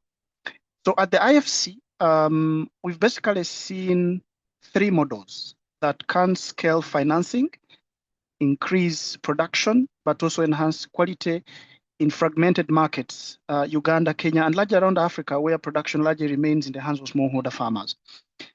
The first one is the offtake financing model. I think the gentleman from Equity Bank, I think it was Isaac, who really mentioned that the exposure for banks to agriculture remains under 3%. Now, in the absence of funding being supplied to support small-scale farmers, off-takers have taken on this task themselves, building funding systems around their own operations. A lot of our clients providing farm inputs, including fertilizer, seeds, and crop protection products, to the farmers that they seek to source from, largely financing this off their own balance sheet. Ideally, they wouldn't want to do this, but because the financial institutions largely see agriculture as a risk sector, and they are not able to move in really quickly, and off-takers need a product to keep up their processing requirements, they have to do more than just process the coffee, but also go where it is sourced and provide these funding inputs to small-scale farmers to increase production. So offtake models are very popular. We see a lot of those in Uganda, we see them in Kenya, and a couple of other markets as well. What we've been trying to push towards the IFC is how we can fund these off-takers also directly, so that by extension, they can also offer some of these financing instruments to their small-scale farmers, especially the inputs that they require to enhance production and productivity. And I see this as a huge opportunity for the banks. Look at most of these off-takers, and the size of what sits on their balance sheet as input financing to small-scale farmers is a huge opportunity. And I think it's one that the banks should be able to capitalize on and drive financing to small-scale growers. So offtake financing models are one of them, very popular, and to some extent have also been very successful if you speak to some of the off-takers. Do off-takers want to continue doing that? Of course they don't, but they don't have an alternative. And it's a massive opportunity for the banks to step in. The second model that we have seen, one that focuses on commodity value chain financing, bringing banks, off-takers, and small-scale farmers. Sometimes small-scale farmers are aggregated within their cooperatives or farm organization.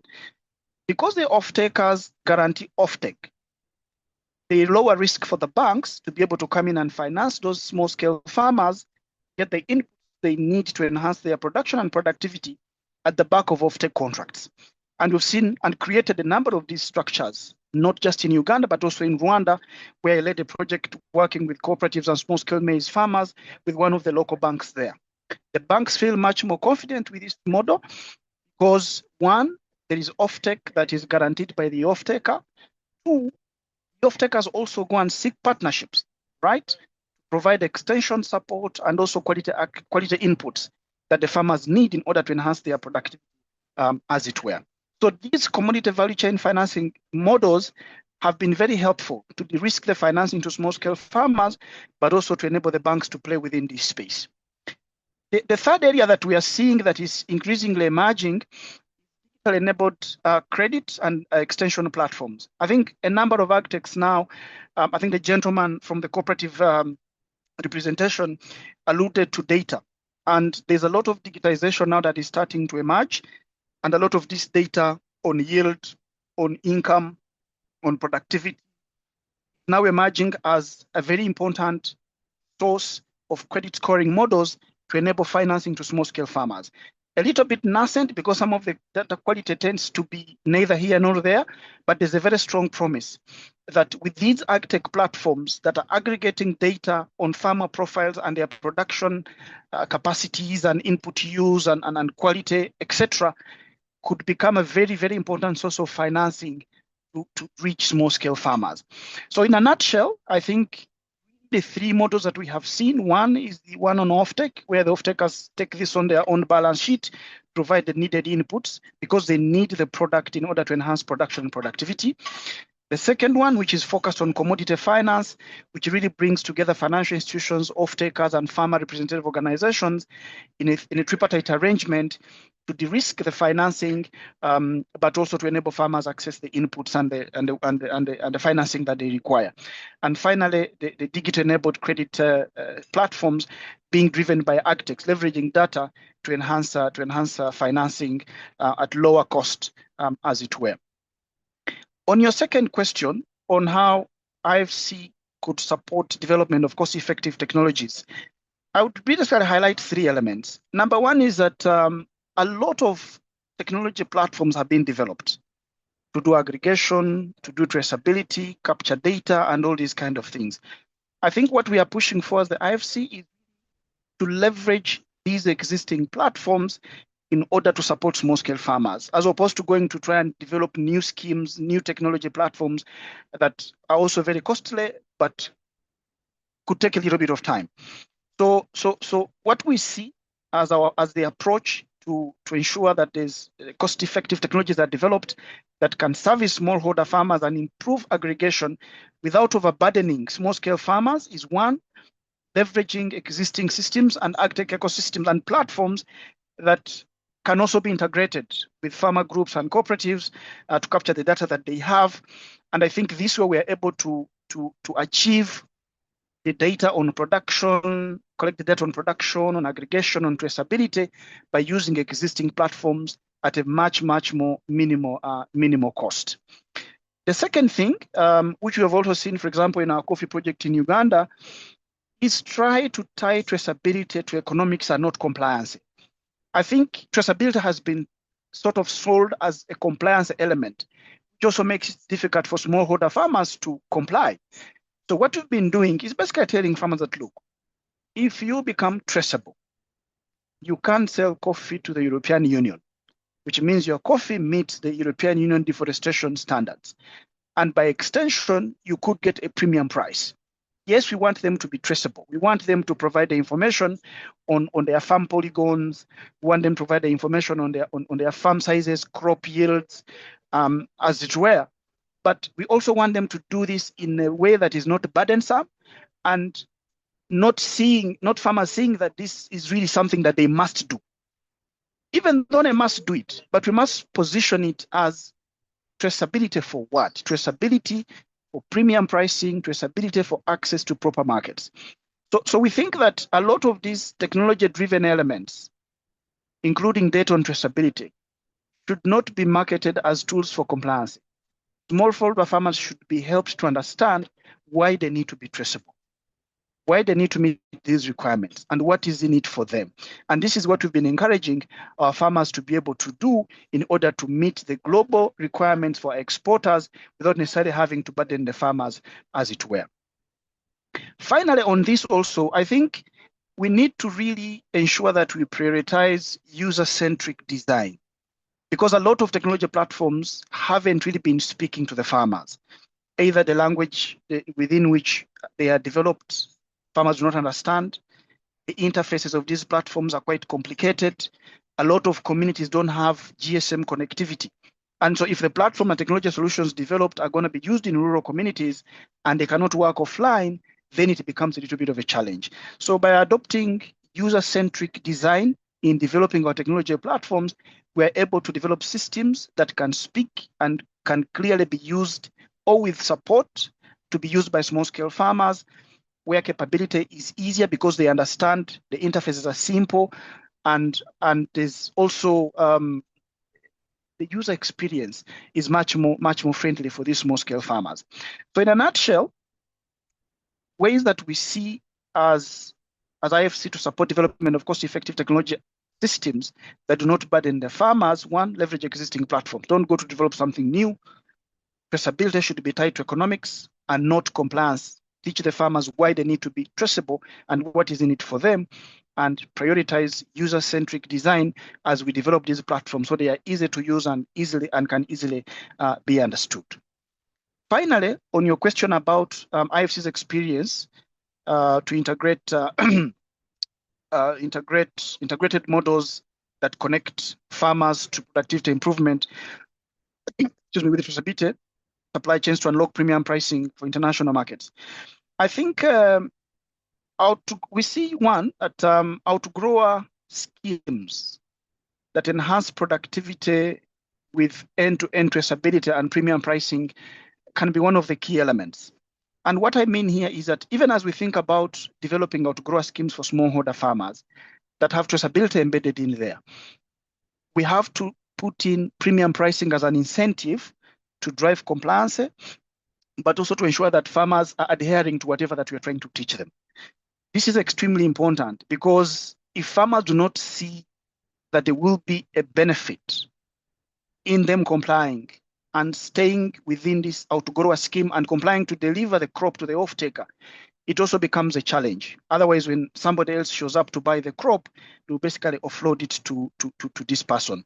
So what we've been building within our programs and outgrower schemes is ensuring that, yes, there are incentives to enhance productivity, but also there are incentives to enhance premium pricing by ensuring that farmers comply, use the right chemicals, use the right crop protection products, use the right fertilizer, apply it correctly. If they achieve certain quality standards for the coffee, we are able to reward them accordingly.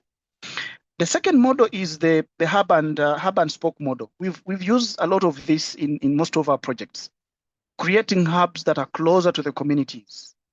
These play a very critical role, one in aggregation because they are closer to the communities, but when they're not aggregating, throughout the year, these hub models are basically providing extension services and support to small-scale farmers to increase production and productivity. So we found these hub and spoke models extremely useful. They are closer to the farmer. The farmers can always be reached easily, and there's ongoing conversation with the farmers on some of the challenges that they face that can actually be addressed. Yeah. So thank you, Malik, and over to you. And happy to take any questions that could emerge out of this. Thank you. Nathan, thank you very, very much. We greatly valued your perspectives on these three questions, both individually and as a connected view, particularly on how IFC sees these elements working together in practice to deliver scalable end-to-end impact across the coffee value chain. Ladies and gentlemen, if you do have any specific questions for Nathan, please feel free to post them in the Q&A and he would be happy to answer the same. We would also request for a couple of more minutes of your time as we continue with our webinar. It's getting very interesting, and I would now like to introduce our fourth panelist, Mr. Wycliffe Murwai. We will now turn to the estate segment of Kenya's coffee sector, which plays a critical role in driving consistency, scale, and investment across the coffee value chain. Wycliffe, I have three questions for you. The first one is, Kenya is globally recognized for quality but remains a relatively small producer. From an estate producer's perspective, what strategic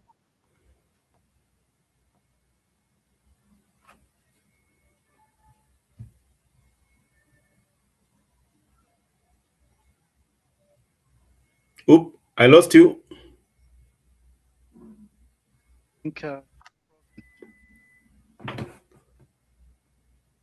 I lost you, Malik.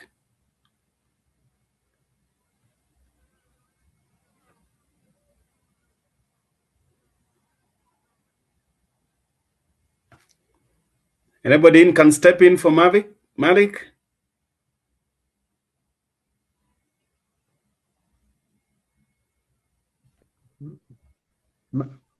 Wycliffe, can you hear me? Yes, yes. Yeah, because I've lost her also. Yeah, I think she dropped off. Okay, having some technical difficulties. She would be joining us. It's currently being worked on right now. Where do I start? Wycliffe? She was just giving me the questions I need to address. Okay, just a moment. I have them. Should I start from the beginning or? Yes. I could Question number one was on, yeah. Question number one. That's Kenya's global competitive positioning, value chain framing. Let me just put on my camera. Yes, so the question is, Kenya is globally recognized for quality, but remains a relatively small producer.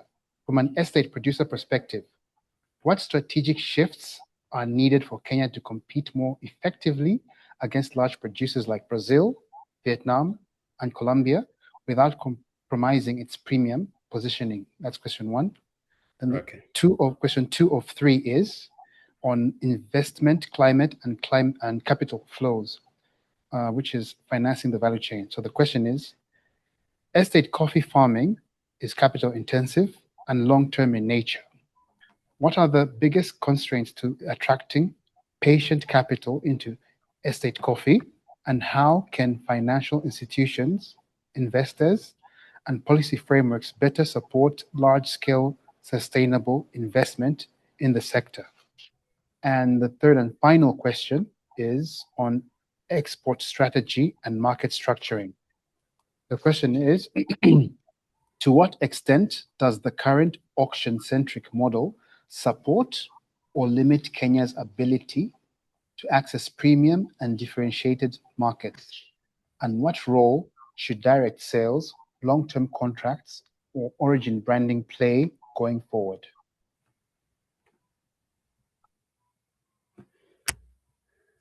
Thank Over to you. you, sir. Thank you. Yeah, thank you. Thank you, Nawa. Welcome, ladies and gentlemen. I think I'll take them very fast and then take questions after that because it's dragging on a bit. So number one, Kenya does not want to compete Brazil, Vietnam, or anywhere. Kenya needs to be Kenya. We don't have the landmass, the arable land to compete on volume. We can only compete on quality and marketing and other things. And that's why I like the presentation we had on geographical indications. I think Kenya has a very good chance of branding their coffee using tools, certification tools and traceability, like the geographical indications that Dr. Fabrice presented for us. So we have no land to expand coffee production. In fact, we might even see a reduction in the near future because our population is growing very fast and other competing food production, competing land enterprises like food production are coming in. But Kenya probably has one of the three most unique coffees in the world. So we have a market for our coffee always. And why do we have this? Three things: location, geography, and culture. Location, right on the equator. Geography, high mountains, snow on the equator. And culture is that Kenyan people make their coffee like nobody else in the world. We are the only ones who make 100% washed coffee in the world, fermenting, and each and every one of us makes the same. So this is what makes Kenya competitive, and we shouldn't aim to compete on volume. We should aim to compete on our uniqueness and marketing strategies. Question number two was on financing the value chain. I like the term used there, patient capital. Yes. This is where we need support in the market. There is no coffee tailored financing in the market. Coffee is a long-term crop, but has, like any other business, three financing categories that it requires. It requires short-term finance for daily operations. It requires medium finance for capital, when you put fertilizer and stuff, it takes about 18 months between when you apply your inputs and when you sell the coffee to get the income back. And we require long-term financing, 5 to 10 years, for new developments, turnover, capital investments, and stuff like that. So we need financiers that can structure and give us capital on these friendly terms so that each is done. The last one on finance is obviously the cost of finance and the requirement for collateral. Cost of finance has to be competitive. We are competing against other world powers. So if we borrow capital, if we borrow operational capital at 20%, we obviously cannot compete. Collateral, in most coffee jurisdictions, the produce is used as collateral. In Kenya, most of the financiers are shy to take the coffee produce as the collateral. They want land, they want buildings, they want physical, and this is not possible to give physical things for collateral for coffee if they can structure their finance so that it's as coffee. That links to the third point, the export strategy and markets. The auction is good, unfortunately doesn't support these financing models. The coffee is sold at the auction, you need very complex contracts to be able for the financier to access his finance. So for coffee to form a good financing model for collateral, we need to have, in other jurisdictions, they use forward contracts. So you can go to a bank with a forward contract for sale of your coffee, and they'll finance that contract, and the buyer will be roped into a tripartite agreement so that when they pay you, they pay through the bank, and they're assured of the money, and they don't have to give any other collateral. So we lack this in Kenya. The other one would be financing through coffee. So the buyer, the trader, would buy your coffee in advance and pay you an advance on the money. The interest would be included in the price. So you don't have to go and look for finance. They would finance you and you would pay them in coffee. So they would come and buy 10 tons of coffee. You agree the price. They give you 50% of the money on the contract and use that to finance yourself. You supply them only the 10 tons of coffee when it's done and they pay you the balance. This avoids you going into looking for collateral and other stuff. Export strategy and auction. Auction is a very good innovative thing that Kenya has, probably the most unique in the whole world, and we all support it. It has its limitations. It is very good for price discovery and as a last resort market. Any farmer who has any excess coffee, who has coffee that you take it to the auction, it will find a buyer, it will find a market, and in 5 days, you will have your money. But it has its limitations. The biggest challenge it poses, it disconnects the final buyer from the producer. With the auction system, there are some farmers in Kenya who have sold coffee for 100 years and they don't know who buys it. Even the export statistics that we have are not entirely accurate because sometimes the coffee is recorded as going to Europe and then reshipped to US. So we don't know exactly where all our coffee goes because the buyer and the grower are disconnected. So we need other tools that can make a relationship, trade relationship between the grower. So as I mentioned, contract farming would be one of them. Forward contracts would be some of them. But we also need relationship farming where we can brand our coffee so that we can squeeze more value out of our coffee than just not knowing who we are buying from. This would have the effect of stabilizing the price a bit. This would stabilize the price a bit and even out some of the price fluctuations that cause the Kenyan farmer. My parting shot is Kenya coffee is very unique, or rather coffee in the whole world is very unique. today the farmer can be a millionaire, and next year he can be bankrupt and being auctioned because the prices dropped when he had already invested, because of the time it takes between investment and markets and the volatility of the market. Coffee is affected by things just like the current war in the Middle East has actually affected the prices of coffee, because they have to pass through that way going to the main markets. Thank you very much, and I'll be very happy to take any questions that you may have. Thank you very much, Wycliffe, for these insightful reflections.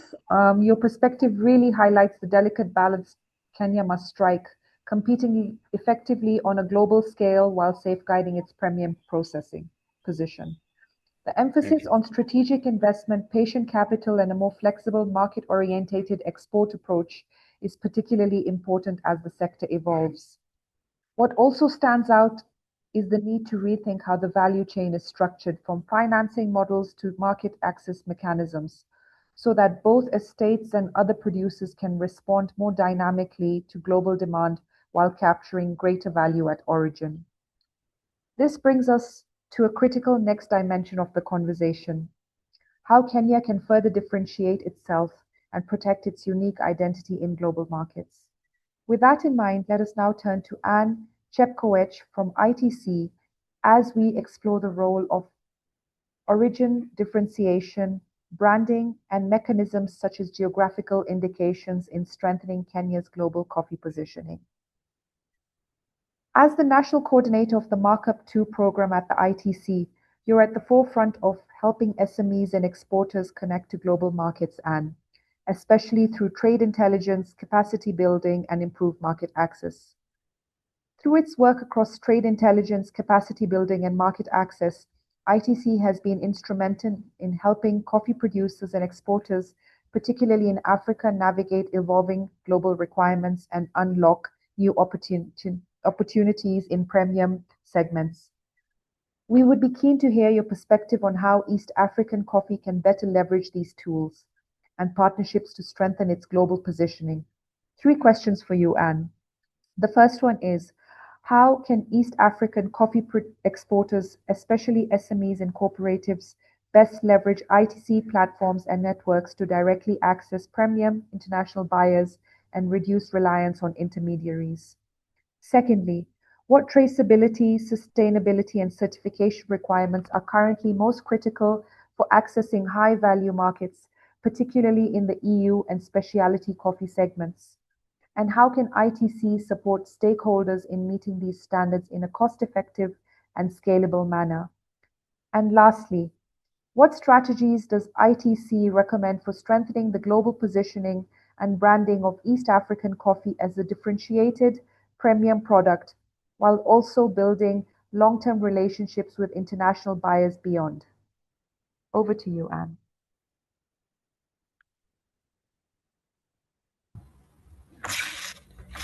Yeah, thank you, Malik, again for the opportunity.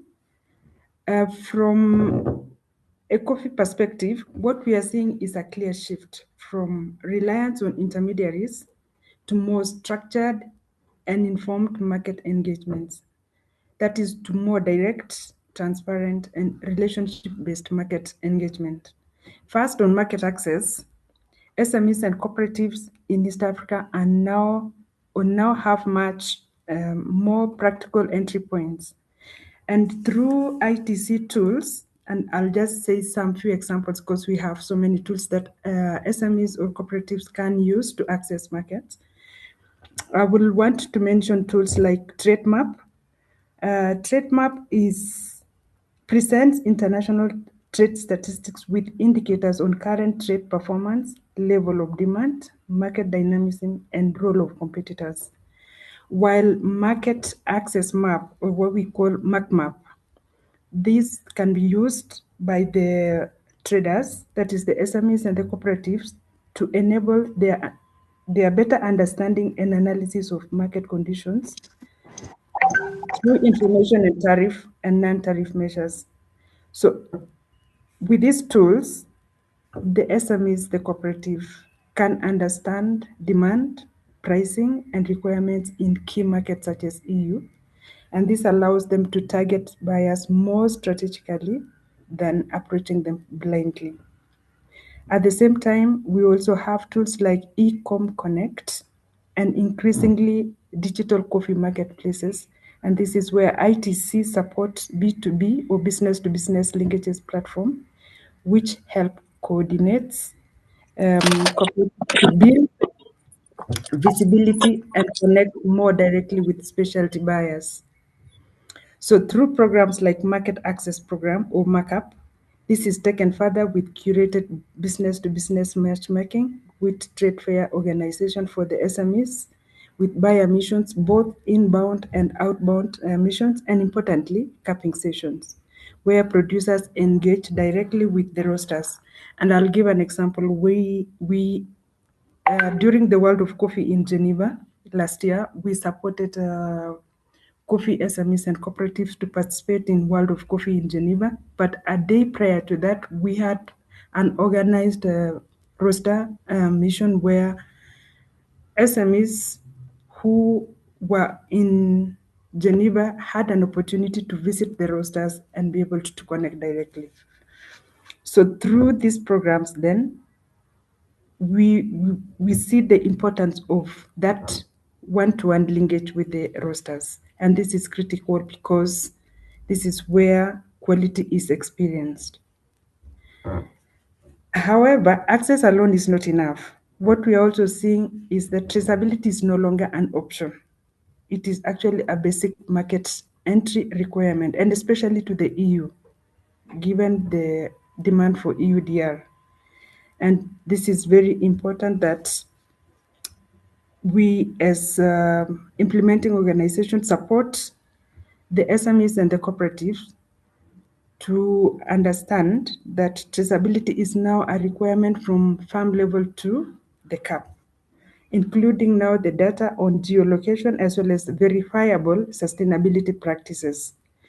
So while we are looking at voluntary sustainability standard certification such as organic and fair trade and related, what the buyers increasingly are looking for is transparency, consistency, and direct engagement.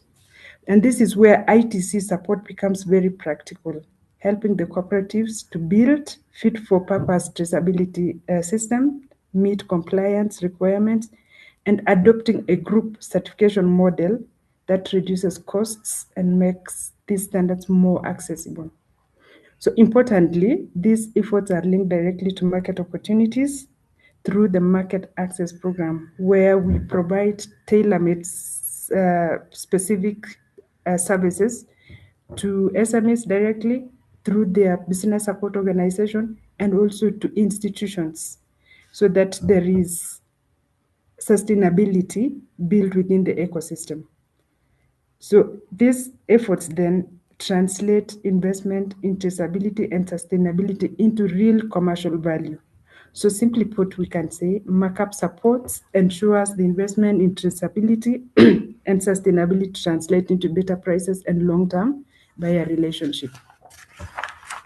So that brings me to the positioning of the East African coffee in global markets. So the real opportunity for East African coffee is to move from being seen as a commodity to being recognized as a differentiated premium product. The region already has strong fundamentals, and this has been echoed by the previous speakers. We have a unique terroir, we have unique diverse varieties, and we have distinctive cup profiles. But this needs to be clearly communicated through origin branding and storytelling, highlighting not just the coffee, but also the people behind it. At the same time, this must be backed by consistent quality. We know for sure that even the best stories will not sustain a buyer relationship without a reliable cup profile. So it is equally important that we also build long-term relationship, and this requires direct engagement through cupping session. So MARKUP in the current program and even in the previous program has supported training on how to do cupping through providing a barista training, which is certified to SEA or to CQI standards. We also engage a lot on trade platforms, and we do this repeatedly so that we ensure that there is professionalism in how we do our trade, ensuring that we have reliable volumes, we are clear with the communication, and we have responsive trade operators. So digital transparency also play a growing role in terms of sharing traceability data, quality information, and impact stories that help to build trust. So ultimately, what ITC is supporting is quite very clear. It is from market access to compliance to positioning and finally to long-term trust-based relationship. Because in premium coffee, success is not just about selling a product. It is about building lasting partnerships. And that is what I would like to share in terms of, and briefly, given the time, what ITC and what Markup is supporting the coffee stakeholders in the ESE under the program. Thank you. Thank you very, very much, Anne. That was very insightful. Your points on traceability, certification, and strategic branding are particularly important as Kenya and the wider East African region look to position their coffee more competitively in premium segments.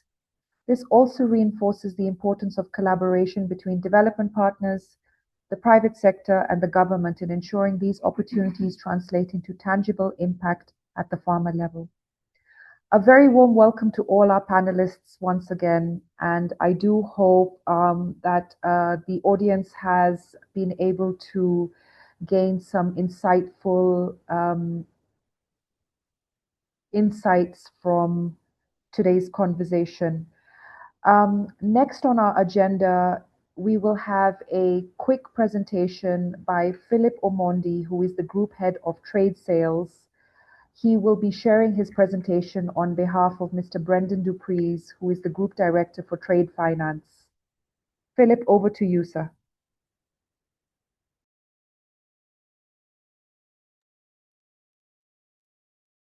Yeah, good afternoon and thank you, Mavish. My name is Philip Omondi and I lead the Group Trade Sales. That's within the Trade and Working Capital Division at Equity Group. And we do support value chains across East and Central Africa, where we have presence. And, these are very critical to the regional growth, and the coffee, being one of them at this moment. Let me start by, by grounding us onto the first slide, where at the core is trade, simply the exchange of goods and services locally and across borders. However, what truly matters is that it enables the trade to happen efficiently and sustainably is the trade and working capital finance. And this is where, as a group, we come in to provide liquidity and risk mitigation solutions that allow every participant in the value chain, from farmers and cooperatives to exporters and international buyers, to transact with confidence. If we move to the second slide, our solutions are structured around three strategic key pillars.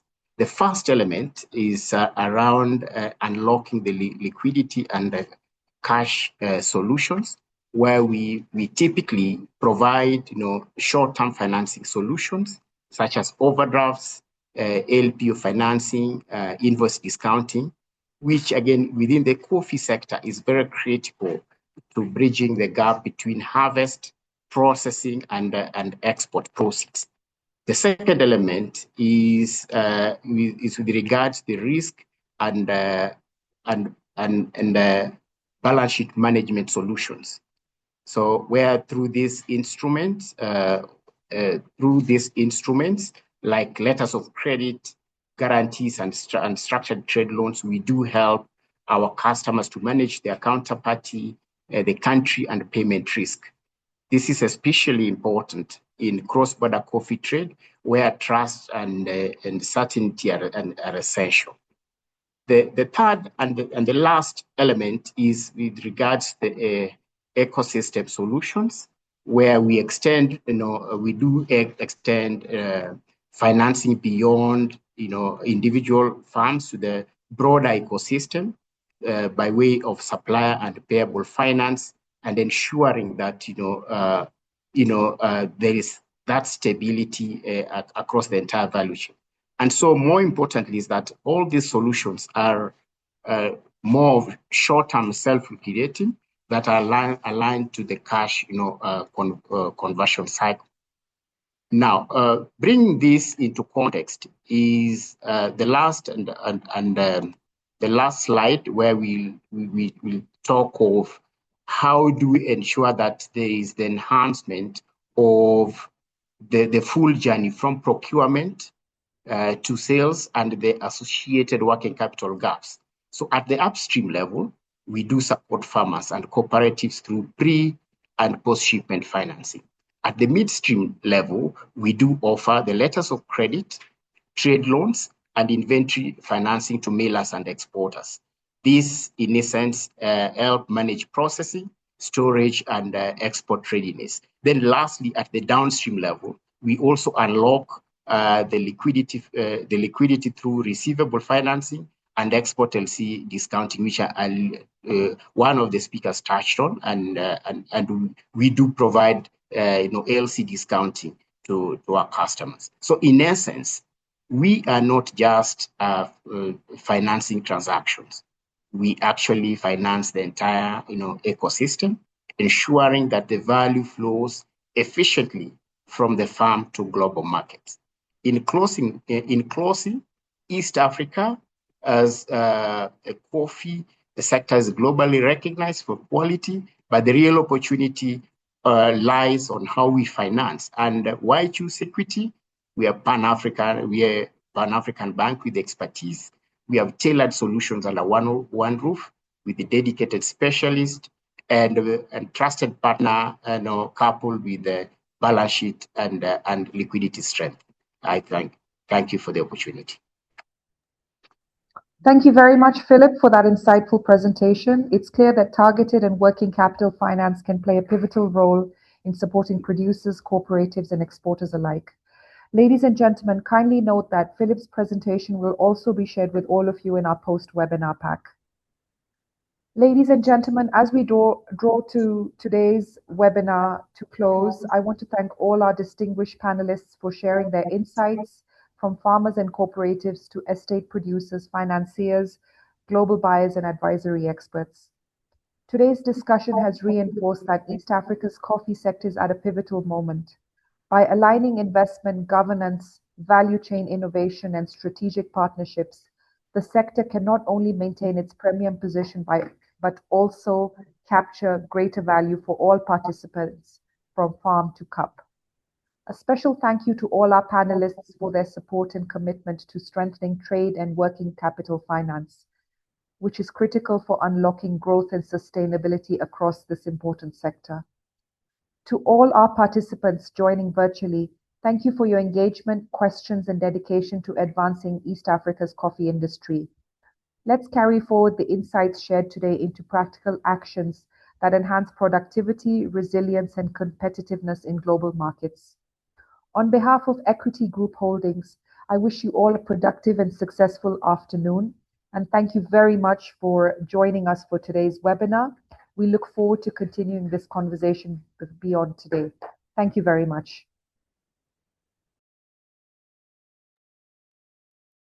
Thank you, Bhavesh. Bye-bye.